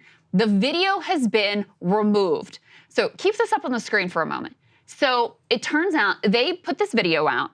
They thought that it showed Israeli fans being assaulted. Turns out it shows Israeli fans doing the assaulting. And rather than allowing that to inform their reporting and keeping the video up, because now they've confirmed, okay, actually it shows the opposite of what we were reporting, that changes the picture that we and others have been portraying about what's going on. Instead of doing that, since it now doesn't fit the narrative that they've been peddling, they just take it down. And I think that that is an incredibly revealing little decision that was made here that shows you that, they had one way they wanted this story to be portrayed. And when the things that they themselves published did not match up with that story, rather than grappling with that as a news organization filled with serious journalists, they just took it down and hid it all together. The New York Times Israel coverage is such a fascinating glimpse into how elites are wrestling with Israel. And that Ryan makes this point, too, about how after 2014 in particular, there was a movement to get Palestinian journalists into mainstream media organizations. And there was a movement to get better coverage, obviously, of Israel and Gaza into mainstream media coverage. And so the institutions themselves have this kind of internal battle between their own staff that is very much not of the old school foreign policy establishment when it comes to Israel, and then members of the staff that are very much demand that the sort of old school position on Israel is the norm, is maintained. And so, for example, I'm looking at a New York Times article from, I think it was Monday or Tuesday of this week, where they write, tensions had risen a day earlier when Israeli fans vandalized a taxi, burned a Palestinian flag in the city, and chanted incendiary and racist slogans, according to the police. Now, I know people who would object to that even being in a story about what happened, when actually I think that context would have been helpful right up front from obviously, because there was this immediate And again, I get this, by the way, from Jewish people whose grandparents survived the Holocaust. There's a level of sensitivity that is totally understandable that I don't have because I'm not Jewish. My grandparents didn't survive the Holocaust, and so I understand why that sensitivity exists for many, many people. We are still within the lifetimes of people who went through the greatest genocide that the world has ever seen, greatest in the sense of the most dramatic, most tragic and awful genocide the world has ever seen. So you understand the sensitivity, but then if you are a news organization, the context is more important than the sensitivity, obviously. Well, and not only that, but I don't think you do Jewish people any favors either, because now the narrative they're getting in the world is Jews are being hunted just for no reason other than their religion on the streets of a European city. Absolutely. And, noteworthy in this whole melee is that, Dutch Jews, there's no indication any of them were targeted. There's no indication that there's been an uptick in violence or there's shops act or anything like that. Targeted for being Jewish. Yes. It was, purely in the context of this soccer game and these fans chanting, these hooligans chanting death to Arabs and bragging about killing children and burning Palestinian flags and running around with steel pipes and being incredibly provocative. I saw a report, one was going through up and down a subway car looking for a Palestinian to harass. So yeah, it's important for everybody that you actually understand what is going on. And to your point about the internal struggles and the struggle sessions that are happening there right now, the first article that was published about these events went through at least 4 different headline changes. At least 4. That's interesting. Yeah, where it was I know Ryan, I saw this from Ryan too, because he was hey, if you were involved in this, can you go ahead and hit me up on Signal, let me know what was going on here? Because yeah, it was clearly very tortured. The attempt, how do we word this? And is it anti-Semitism? And where do we lead with that? And do we put in the previous, they were clearly, there was some sort of an internal war going on, even about how to headline this series of events. Yeah, it actually reminds me, even as someone who, I have a more libertarian take on the police, but it reminds me of a lot of the coverage of police violence against Black Americans when you do public polling about how many police killings. This is obviously 5 years ago when we were talking about it more and more, but when you do polling about how many unarmed people are killed by police every year, the public vastly overestimates what the number is. Because the media coverage is so intense during different parts of the last decade, I would say. And to your point about who this is, whether this actually helps to even have that heightened sensitivity, I would say it doesn't, because it doesn't create an accurate picture of what actually happened. And I'm sure saying death to Arabs elicited death to Jews. I don't doubt that happened on the streets of Amsterdam. I'm sure that there's legitimately anti-Semitism, and there was probably some of it at play here. But if you were following this on my timeline, somebody who's on the right, as it was happening, you would be misinformed about what actually went down that day. And that's, it's not journalism, and it's not doing anyone any favors. Yeah, there is a similar dynamic, from my left perspective of people think that the crime rates right now are much higher than they are. Yes, I agree. They think they're the highest in history. If you go back and look at what was going on in the 80s and early 90s, y'all, we are nowhere close. And in fact, in a lot of places, violent crime has come down. That's not there was a decided uptick during COVID. There's no doubt about those things. But yeah, there's a misimpression that is created about the level of crime that's occurring right now. And also people are also very unaware of the fact that the number of migrants crossing the border has also, in recent months, come down quite significantly from its peak as well. So in any case, a lot of inaccurate pictures created of our world and our country here. Yes, and the media is to blame. Yes. So it's something we can all agree on. Indeed. So the Biden administration had a kind of strange duality to economic policy that has confounded quite a number of analysts. Now, on the one hand, they completely failed to deliver for working people in the near term. After the American Rescue Plan, the COVID social safety net was systematically dismantled. the $15 minimum wage hike completely scuttled, and the Build Back Better agenda buried, never to be heard from again. As reported by Lever News, the number of Americans saying it was difficult to pay typical expenses skyrocketed. Inflation, of course, would eventually ease, but prices, they would not come back down, and the child tax credit, debt forbearance, rent forbearance, stimmies, and super dole, none of that was going to come back. On the other hand, the Biden admin's approach to labor, antitrust, and crypto was actually really great. Genuinely provoked the ire of the billionaire class. Literally dozens of hate screeds against FTC Chair Lina Khan were published in the Wall Street Journal alone. The people who had seen a chill descend on their deal flow and who now had to grapple with workers threatening union drives were 100% read in on exactly what the Biden administration was doing and to whom. And they were pissed. Just see how even Democratic-aligned billionaires like Reid Hoffman and Mark Cuban waged a war on their own nominee to pressure her into buckling on the best parts of the Biden administration's economic policy. This Biden policy was actually really excellent, best of my lifetime. But it did little to deliver significant gains for regular people in the short term. So you kind of had a worst of all worlds. You had a pissed-off billionaire class and a pissed-off electorate. Perhaps, if the president was able or willing to explain his attacks on these forces, the landscape could have been somewhat different. But if a billionaire cries over his lost merger in the woods and no one hears it, does it really make a sound? Not as far as the mass voting public is concerned, but in fact, quite a few of those billionaires did speak loudly with their checkbooks, because no president in history has had more unified mega donor support than Donald J. Trump. Now, that might seem unlikely, given that Kamala raised so much more money than Trump did, but these vast resources were largely pulled from the affluent, resistant liberal donor base. The Financial Times compiled the numbers, and you can take a look. It's quite clear. Both candidates, of course, enjoyed generous support from wealthy donors, but Trump's elite donor haul vastly dwarfed that of Harris and her allied PACs. So in total, Kamala raised about $127 million, or about 6%, of her total funding from America's billionaires. Trump, on the other hand, vacuumed up a whopping $568 million, or about a third of his total funding from that billionaire class. This level of disparity between billionaire giving is actually pretty unique in this election and reflected a clear verdict on how the wealthiest people in the world viewed this contest through the lens of their own class interests.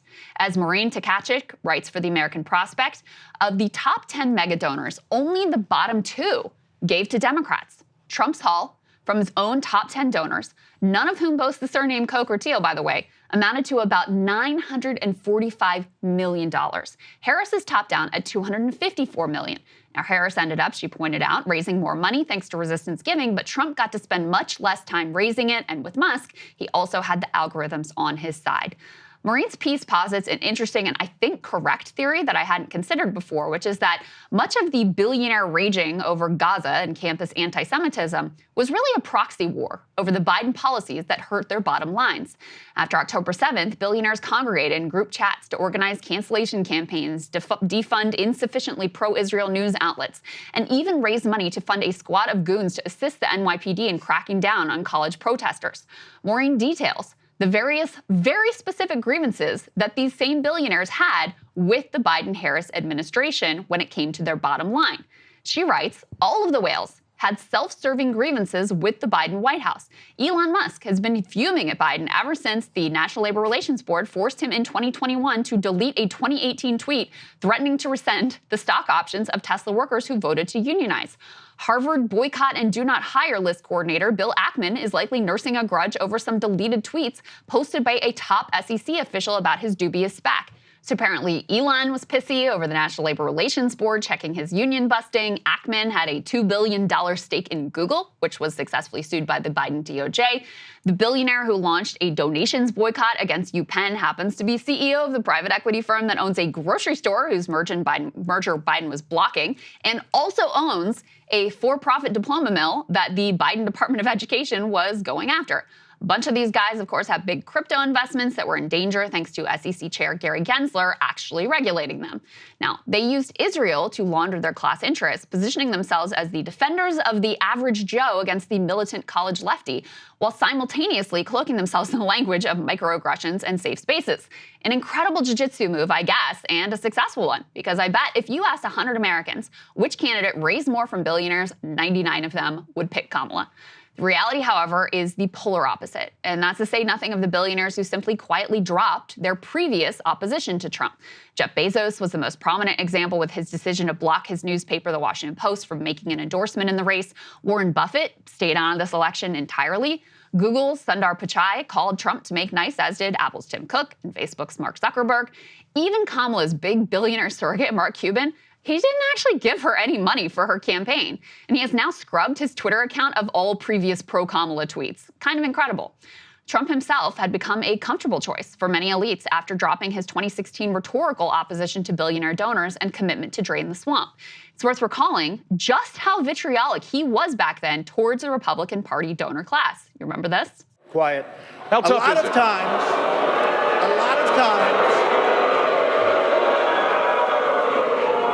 that's all of his donors and special interests out there. So that's what it is. That's what. And by the way, let me just tell you, we needed tickets. You can't get them. You know who has the tickets for the? I'm talking about to the television audience. Donors, special interests, the people that are putting up the money. So it is. The RNC told us we have all donors in the audience, and the reason they're not loving me, the reason they're not loving me is I don't want their money. I'm going to do the right thing for the American public. I don't want their money. I don't need their money. And I'm the only one up here that can say that. A recently resurfaced tweet has Trump castigating Marco Rubio for being Sheldon Adelson's perfect little puppet. Kind of incredible, given that Trump himself was this time around beneficiary of an eye-popping $100 million from Sheldon's widow, Miriam, who already seems to have received for it a bespoke Israel First administration complete with end times evangelicals running the Pentagon and serving as ambassador to that nation. But it wasn't just Miriam Trump courted. He flipped his position on crypto, blatantly promised a room full of billionaires he will cut their taxes, told another room of oil and gas executives that he would fulfill their wildest deregulatory dreams. If 2016 was drain the swamp, 2024 was suck off the swamp. So, outside of Miriam, what are the rest of the billionaires getting for their dollars? The general contours are crypto regulation over, tax cuts for the rich, Lena Khan and aggressive antitrust enforcement over, general deregulation, pro-labor National Labor Relations Board gutted. I have no doubt specific donors will reap their version of bespoke government rewards in the same way that Miriam was able to get her Israel First administration. Much of that we probably won't even see from our vantage point. Elon Musk may, of course, be the biggest winner, and he is already clearly reaping the rewards. One source says he's been running around with Trump acting like he's co-president, as we discussed earlier. Elon's officially been awarded his custom whole-of-government gig to crush any sort of legal and regulatory hurdles that his business interests are facing and keep those massive taxpayer subsidies coming. Don't forget, Musk's companies are some of the largest recipients of government contracts, period. SpaceX alone received $15.4 billion from the government over the past decade. Your tax dollars have helped to make him the richest man on earth. And so it is reasonable to expect that our government would provide some oversight of those expenditures.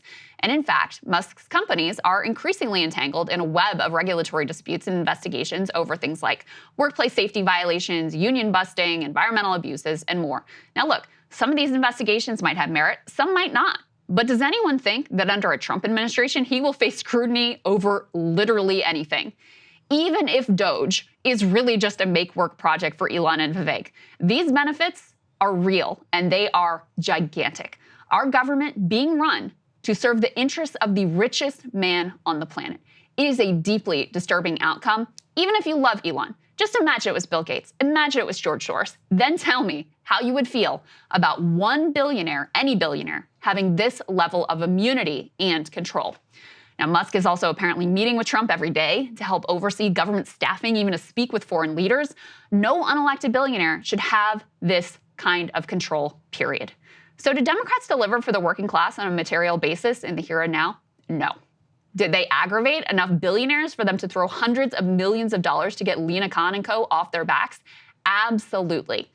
Now, in 2016, the capital class, they didn't know what to make of Trump and whether he might cause trouble for them, their bottom line. But ultimately, in the end, he delivered for them. His cabinet was the wealthiest in history, stocked with CEOs, billionaires, and Wall Street executives. His primary accomplishment was a tax cut that overwhelmingly benefited the wealthy. He stocked his National Labor Relations Board with union busters who made sure that workers did not stand a shot at increasing their labor power. So this time around, there was little concern, plenty of enthusiasm actually about getting their man back in the White House. They are fully confident that any chaos which is unleashed will leave them unscathed. And that is one of truly the most impressive accomplishments and most detrimental failures of the Kamala Harris campaign is that, these numbers are all very true and very real. And there was a billionaire consolidation as evidenced by the amount of money that they put into the Trump campaign. A lot of them pissed off. Even the ones that supported her, Cuban and Hoffman, et cetera, were kind of pissed off about some of the Biden administration's actions. And yet the overwhelming public perception was that she was the candidate of the wealthy billionaire class. And let's be clear, I think whichever candidate won, this group of people tends to do just fine, right? But there was a unique, organized effort to try to get behind Trump, backed by hundreds of millions of dollars, so that, crypto regulation would be gone and Lena Khan would be gone and the tougher NLRB would be gone. And so I think we can very much anticipate that they will get what they paid for. Yeah, yes. And, Kamala Harris, one of the demographics that she actually made gains in was wealthier. I think it was people over $100,000 income, according to exit polls. And there's, I'm sure we'll learn more about all of that. But there's obviously a difference between people who make over $100,000 a year and people who are billionaires. The billionaire at the billionaire level. And when you said drain the swamp became suck off the swamp, I thought I was gonna lose it. I hope everyone can hear me laughing in the background. I was like, oh, it's just like, I've been spending too much time with Kyle. I was just gonna say, did Kyle write that? But in all seriousness, there is something interesting. There's some nuance, obviously, to Elon Musk's worldview in some sense. He'll come out against surveillance, or he'll come out against different or he'll come out in favor of different anti-establishment positions.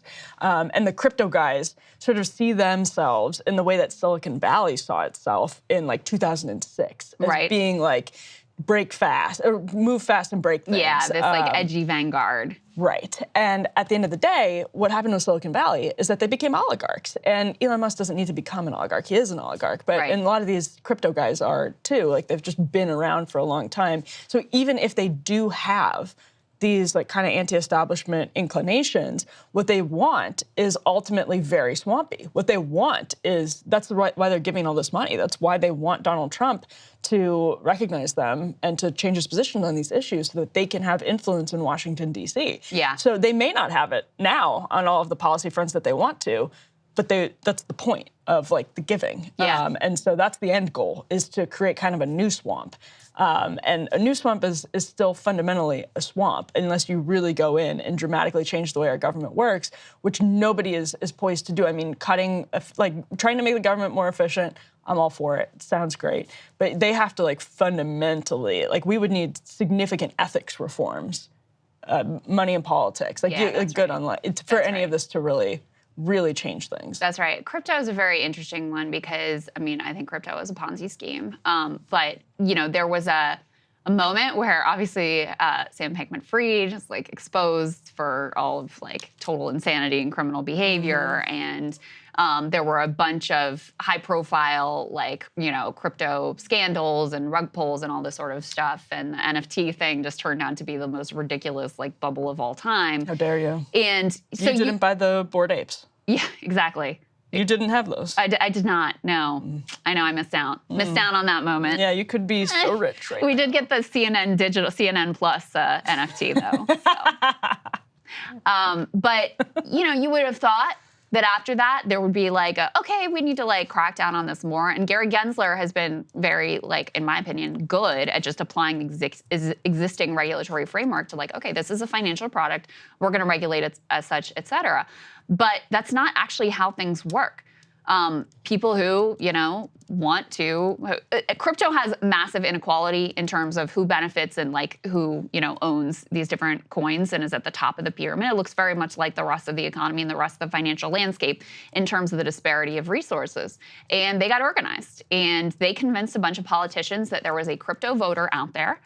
There's no evidence that there is a crypto voter out there, but they convinced a bunch of politicians that they are. Crypto was one of the biggest, if not the biggest, investor in this election cycle by industry.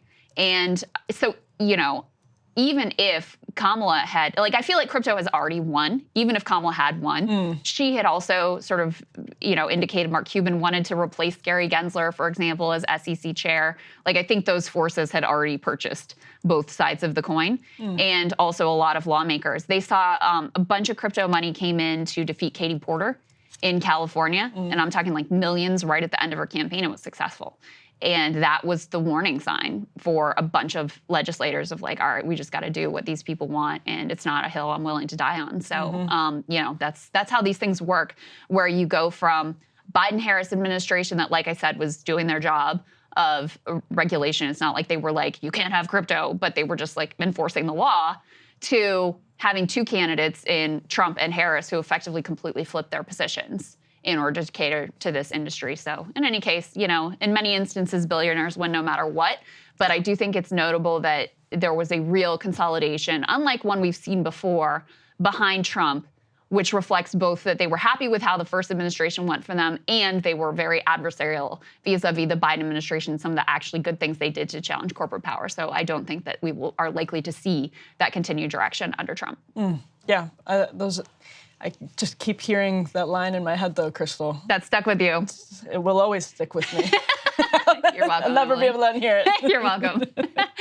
All right, let's go ahead and get to this conversation about what is going on with young men. Perhaps he can explain it to us ladies here. I was going to say, perfect day. So let's go ahead and bring in our guest. So, of course, there's been a big conversation about the bros, the young Gen Z men shifting right and backing Donald Trump, and some also just staying home. So to try to understand more of what may be going on there, we're lucky to be joined this morning by Sanjay Muralidharan. He is the vice president of the College Democrats, hoping to give some advice to his Democratic brothers and sisters. Great to see you, Sanjay. Welcome. Well, thank you so much for having me. Yeah, it's our pleasure. So let's go ahead and just put the numbers up on the screen and get your reaction to some of the shifts that we saw. So young women in 2024, 58% voted for Kamala Harris. That was a decline from 2020 when 65% voted for Joe Biden. With young men, you saw an even steeper decline. You see only 42% of young men voting for Kamala Harris, meaning that Trump won 56%. And that is a total flip from back in 2020 when Joe Biden won 56% of this population. We're talking about men under the age of 29. So what do you see in these numbers? What do you think is going on here? Well, I think these are largely unsurprising. To put it simply, I think that as Democrats, we failed to directly make the case to young men, and the right has very much successfully exploited, I guess, the struggles of young men. And I guess to truly understand this, we have to take a step back and kind of largely contextualize Gen Z men and just Gen Z as a whole. You know, Gen Z, we're a generation in crisis. 42% of us struggle with depression or anxiety. 73% of us have indicated that we feel alone, sometimes or always in our most formative years. And this mental health epidemic is further exacerbated within, you know, the male populace, because it just simply isn't socially acceptable for us to go out and talk to our buddies about our feelings. You know, we tend to kind of bottle it up, quote unquote, man up. And the result of this is terrible, you know, and I think the right has kind of very much successfully tapped into, you know, these feelings of these like just general like mal sentiments and utilized it in a way that's resulted in their electoral victory. And why do you think, at least so far, it looks like Kamala Harris failed to inspire a big turnout among voters under the age of 29? Why do you, even compared with Joe Biden, who, by the way, I mean, it's not just Biden's age. Obviously, Bernie Sanders was able to mobilize a pretty significant chunk of the youth vote. But why do you think the Harris campaign, and I'm curious what you make of the turnout question in general, but why do you think the Harris campaign struggled to get young people even to come out and vote for her? Well, I think, I mean, it's hard to ignore the elephant in the room of Gaza. You know, college Democrats haven't been afraid to take a stand and, you know, actually go up against the Biden administration on this consequential issue. I think there's this common misconception that a lot of these people who are protesting are like, you know, some type of fringe left-wing radicals. But a lot of them are actually college Democrats who are actually civically engaged and care about, you know, elections as a whole. And, you know, if you're not listening to young people across the country who are literally getting beaten, literally getting arrested and pepper sprayed for standing up for global justice, it shouldn't be surprising that they didn't turn out in the numbers that we expected. So I think that's the biggest one. But I also think young people in general, we just want to know whether or not the people at the top care about our futures, right? We're not this kind of high up elite niche group that cares about culture war issues. We want to know, are we going to be able to afford a house? Are we going to be able to pay for our groceries? Are we going to be able to pay off our student loans? And while Democrats, we have the policies that solve each of these issues, we kind of fail to connect what you guys have referred to earlier in some of your earlier segments as like the laundry list of Democratic policies to our daily lives. And I think failing to make that connection, coupled with the fact that the concerns of young people in Gaza were largely ignored, would be the two most predominant reasons why across the board we saw it. Yeah, I've been thinking, Sanjay, too, about how it's almost like an instinct or it's like the typical protocol within the Democratic Party to sort of bash their young base. Post-Obama 2008, and even Obama after 2008 kind of, made a point of punching left and, like hippie punching, which often ends up being the young, idealistic activists who bear the brunt of that. But, it's clear for me in particular with the response to the Bernie Sanders movement, which was largely a youth movement. And that was 8 years ago. So some of the people who were big Bernie Sanders supporters aren't under that age of 30 anymore. But it's indicative of the way that the Democratic Party tends to treat its young activist base, its young idealistic base. And, you see the same instinct with regard to the treatment of campus protesters, where you have Joe Biden and Kamala Harris going out of their way to condemn them, to smear them all as, blanket anti-Semites. And so, I don't think it should be surprising then when, if this is the treatment year after year after year, people start feeling like, even if they're not going to vote for Donald Trump, like, why am I going to show up and vote for these people who don't even really seem like they want me or my voice in their coalition? Yeah, exactly. It definitely makes our job tough as college Democrats. I remember all the way back in May, Ryan Grimm actually covered this when we put out a statement in regards to this issue. I told the New York Times that, we can have all the manpower, all the organizing capacity, but if we're given a broken script that doesn't actually align with the best interests of college students, it's very tough for us to excite these type of voters. And that's why we spoke out as early as we did, because to us, it would be a disservice to the party if we didn't tell them that, hey, we know that you need youth to win. And looking at what we're seeing on the ground, where our own members of our organization are getting beaten and arrested, that's not going to do well for turnout. And I deeply do hope that in future election cycles they learn from this. And I guess you don't need to agree with campus protesters and everything, but at the very least support something as simple as an arms embargo. And I think what's really telling are the numbers in like Dearborn, Michigan, for example, where Rashida Tlaib won 60% of the vote, That's right. But Harris lost to Trump. And I think that should be proof that, we're not losing because we're failing to outcompete the right, that's shifting rightward. We're losing because we're failing to actually tap into issues that matter to both young people, but just Americans across the board. Yeah. I want to get back to that question of the vibes. We can put the next element up on the screen. This is E2, some responses to the New York Times, questions about, these are all Gen Z voters, by the way, who went for Donald Trump. And Pierce, 26 from North Carolina, says, I voted for Donald Trump. I decided after Kamala went on Call Her Daddy. Lillian, 27 of Virginia, said, I voted for Trump and made that decision the same day the mainstream media was having a meltdown after the Madison Square Garden rally. So one of the things I just want to put to you, Sanjay, is LOL at the guy who wrote in Mike Bloomberg. Mike Bloomberg, yeah, that's a weird one. He's really against big gulps. That was the factor for him. He wanted an overt oligarch, and then not like a subtle one, just an overt one in the White House. Yeah, but a little bit of a throwback too. But the question, it seems to me, this is very unusual for the right, but it seems to me like there's something very fashionable among people who listen to what they see as alternative, kind of dissident podcasts. People like Joe Rogan, people like Theo Vaughn. It almost became fashionable to vote for the Republican candidate because it's Donald Trump. And now for Republicans, that seems to me to be a problem because it won't translate after Donald Trump to other Republican candidates like a J.D. Vance. It just, people won't see it in quite the same way. But could you speak to a little bit maybe what you saw among college students, college Republicans, and people even recently out of college when it came to that question of like, was there something actually very exciting to them about voting for Donald Trump? It's so unusual, again, just to see that for the Republican candidate among young people. But I get the sense that actually is what happened. No, yeah, I mean, it's incredibly unusual to me. As like a Gen Z man on the left, I was shocked when NBC exit polling showed Trump, performing better among young men than our candidate. And I think the reason for this, I want to kind of come back to my first point about how I think, Donald Trump and his team have kind of successfully exploited, the loneliness epidemic that young men are facing.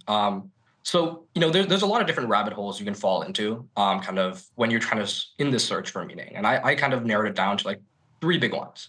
The first is kind of the whole self-help YouTuber or like self-help influencer whose whole business model is predicated on you not getting self-help. Someone like Andrew Tate, who pushed out Hustlers University as this kind of way to escape the matrix, and it ended up just being a pyramid scheme where you're incentivized to share it with more people, and then he gets a cut of the revenue. I think the second group is kind of these largely apolitical, but slightly rightward leaning, kind of like conservative influencers, the likes of like Aiden Ross, Logan Paul, and I think you can throw in just a general conservative influencers who are also kind of entertainers, so likes of like Charlie Kirk, Steven Crowder, and then the last group kind of being those who kind of defy the system as a whole, right? I think your best example is Joe Rogan, who, he can't be canceled because his network is bigger than anyone who would try to cancel him. Like CNN, they've got literally like 1/28 of the viewership that he does. And I even think Neil Young and Joni, Joni Mitchell couldn't cancel him when they got mad at Spotify for. Oh no, yeah, you literally can't. And I think honestly, I mean, sidetracked, but I think us Democrats need to accept that and actually embrace his viewership. But I think Donald Trump kind of taps into all 3 of these different, I guess, rabbit holes in such a perfect manner. I would argue he's like the self-help influencer whose whole business model is predicated on you not getting self-help. We saw it with Trump University, which was, starkly similar to, all these like niche pyramid schemes that we've seen with like the likes of Andrew Tate. He's obviously also kind of an entertainer. We've seen with The Apprentice, and his whole style is just entertaining, and he's defied the system. There is no, political precedent for Donald Trump. And I think him kind of effectively tapping into these 3 different realms is what's resulted in him being such a successful candidate. That's such an that's so insightful about Trump University. I didn't really, in the Andrew Tate model being similar, and Trump University being like an old school version of that is so insightful. Those categories are very helpful too. Yeah. Oh, no, of course.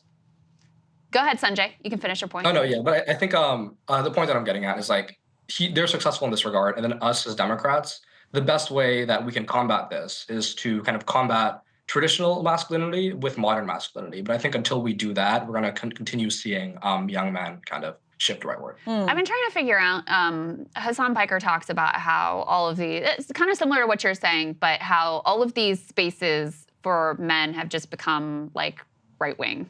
And so like, if you want to get fit, the fitness influencers are right wing. If you want to like the self-help, like it's Jordan Peterson or Andrew Tate or whatever, like that's become right wing. If you're a gamer, like that pipeline is also right wing. If you're just like into weird history and aliens and shit, it's like Joe Rogan, and that's also right wing, So is that, I'm just trying to figure out the chicken and the egg scenario here. Like, did that, I don't know whether that was a response to where young men are, or whether young men were influenced by the fact that all those spaces trended to the right. You know what I'm getting at? Like, which caused which? Well, I think that this is largely owed to the fact that us Democrats are always kind of on our high horse, and we're not willing to kind of go into spaces that are somewhat antagonistic to us. And that's kind of what's allowed the right to kind of have a monopoly on this so-called manosphere. So my advice to Democrats would be to do 2 things. One, to enter in these spaces. Get off your high horse and go on Joe Rogan. I remember I was sitting in class scrolling through Ground News, and then when I saw Donald Trump going on Joe Rogan, I was like, oh crap, this is not good. He's going to get like a massive viewership base, and Karras going to get none of this. And it's like, so I think the first thing is, we got to go into these spheres. And I think not just Joe Rogan, but I think they would break the internet if, say, like Kamala Harris or Tim Walz, for example, did a live stream with like Aiden Ross or Logan Paul. Because these are largely apolitical guys who don't really know much. But I think if you go in there and make your case, they'll hear you out. The second thing that I would, advise those that, who are more powerful than me in the party would be to kind of display a strong narrative that actually resonates with young men. And I think the narrative that I would push is a strong man stands up for himself and a stronger man stands up for others. And what I mean by that is a strong man stands up for himself by, eating healthy, taking care of his body, going to the gym, but also taking care of his mind, going to therapy and being open with his emotions. It isn't weak to take the time to grow as a person. It's actually strong to go against the social norm of kind of having to man up and suffocating your emotions. But also stand up for others in the sense of championing LGBTQ rights, championing a woman's right to choose for the women that are important in your lives, championing a greater minimum wage so those who are less fortunate can, be able to put food on the table. But also, being able to support your family by or your loved ones or whoever by going out there and being successful career-wise. And I think we've got to, make this case of kind of the modern man, but also say that, we don't just believe this. We're going to help you get there. Yeah, we have to be not boring. Like, that's the thing is, like, Joe Rogan didn't set out to, like, I'm going to indoctrinate. It was just like, he's entertaining and people want to listen to it. And if you have some, like, Democrats can be, like you said, kind of too high-minded and stuffy where it's like, this is not entertaining, Well, and that's my last question, actually, Sanjay, is basically, like, that message, I think it makes sense, but are there ways that Democrats have to change their making of the message? I remember Nina Turner during the DNC saying that the Democratic Party feels too feminine for black men, that it feels like it's been totally feminized. And James Carville has said something similar, that for men, it's almost like it would be unmanly for them to vote for Democrats, just the way that the party messages on some of these issues. It feels like it's undercutting masculinity. So how do Democrats make all of those cases about, what it means to be a strong man? Or, for example, even on positions I would disagree with on, whether it's, you could take any issue, immigration, anything like that. Like, how do you make that message not feel, whether or not we agree it's feminine or feminized right now? How do you make it so it doesn't hit the average male voter as feminized? Well, I think it comes down to, like, the narrative that I was mentioning, just about strongman being someone who stands up for others. I think for standing for a more just immigration system shouldn't be seen as feminine. I think, if anything, it is incredibly masculine, to stand up for kind of the best interest of marginalized groups. And honestly, I think it's just a slight messaging issue. I think largely we're right on a lot of these issues across the board. But I think once Democrats are largely willing to kind of go into these manosphere spheres and directly speak to the concerns of young men, they'll be fine. It's tough for me to kind of talk about, like, the feminization of the party, because I feel like, as, like, a guy who considers himself a feminist, I don't want to, tap in too deep and kind of talk about something that I don't know if I have the credentials for. But I think just at the very least, as long as we go into these spaces and directly make the case about, kind of connecting these policies in a way that kind of helps us young men kind of go out and live kind of like the provider-esque lives that we hope to, I think we'll be successful. Well, I think there's models. Bernie is the obvious model. No one felt like Bernie's campaign was, like, too femme. In fact, it was the opposite. It was smeared as being way too bro-y, and that was, like, that was used to tag all his supporters, like, you're toxic and you hate women, blah, blah, blah. So and he went on Lex Friedman. That's right. He did go on Lex Friedman. He went on with Joe Rogan. He got Joe Rogan's sort of endorsement, and that was very controversial. But, I would also say Hassan Piker, Hassan is very lefty, and no one would code him as being, like, too femme. And I would put my husband, Kyle Kulinski, in that bucket, too. And I think part of the problem is that Democrats, while Republicans are happy to go in any of these spaces, many of these spaces. Oh, yeah. Democrats don't. Like, not even on our own. Like, very few go on with Hassan. He's gigantic, right? The only Democrat who basically will come on this show is Ro Khanna, which kudos to him. But, like, there should be more, and we're trying, like, even now, after this whole reckoning about new media, reach out to Senator Chris Murphy's office, crickets. Really? Crickets. Yeah, and so, it's not just they won't go on the, like, right-wing coded spaces. They won't even go in the left-wing coded spaces. So what do you expect? And a lot, like, the audience here is disproportionately male. All the YouTube audiences are, whether they're on the left or the right. Kyle's audience is disproportionately male. TYT, like all these spaces are disproportionately male, and they won't even go on, the people who are more ideologically aligned with them, because they know they won't just get like, a shoulder massage the way they will from an MSNBC or a CNN. No, yeah, I think you're spot on with that. I mean, I think that when you look to the future of the party, I look at Ro Khanna. I think he's one of our advisors at College Democrats of America, and the fact that he's willing to go on breaking points or just new media in general is testament to what the future of the party is. And I think, at this point, it's not a choice anymore. We saw what happened when we didn't, and now we're gonna have no choice but to let go of like these easily scripted conversations and actually go and talk about what we really think. I think. I'm not the biggest fan of Joe Rogan's antics as a whole, but I do appreciate the medium. I think the medium of a 3-hour unscripted conversation is just good for a democracy in general. And I would strongly hope that, those at the top of the DNC embrace that sentiment and start pushing our candidates to be more authentic and be able to survive 3-hour-long conversations. Sanjay, really insightful thoughts and comments from you this morning. Really grateful for your time. It's nice to meet you. Nice to meet you as well. Thank you so much. Our pleasure. Saagar did text Emily to weigh in on the Matt Gaetz pick. Of course. He said he wanted it to be registered that his biggest complaint about Matt Gaetz is that he is pro-weed. So that sounds right. That sounds right to me. We should have just anticipated that take and included it in the show. But yeah. Anyway, wanted to get that in here at the end. Also, more inside baseball. Krystal fully took her microphone off before we I was done. The wires hanging out.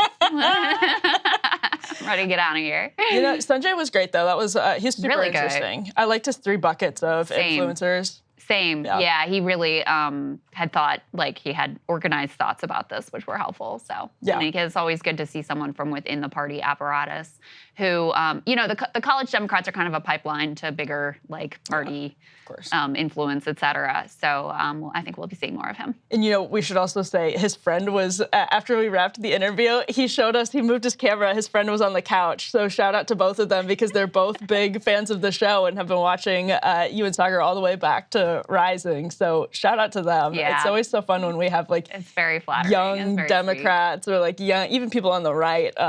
Ryan went to a gathering of young conservatives recently and everyone loved him. Yeah, so he went with Saagar actually. Oh, that's right. That was on election night. Yes. Yeah. Yeah. Because, which is crazy to me because I was like so exhausted, but then I couldn't sleep, so I should have just done something like that. You may have gotten a different reception, Krystal.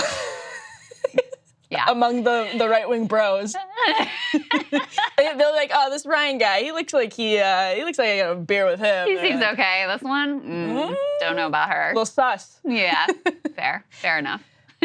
Well, anyway. All right, guys, enjoy the weekend. Saagar will be back here for part of next week, and then we'll have a lot more Emily and a lot more of the ladies show. So looking forward to that, Em. That's right. It'll be a blast. All right, guys. See you soon.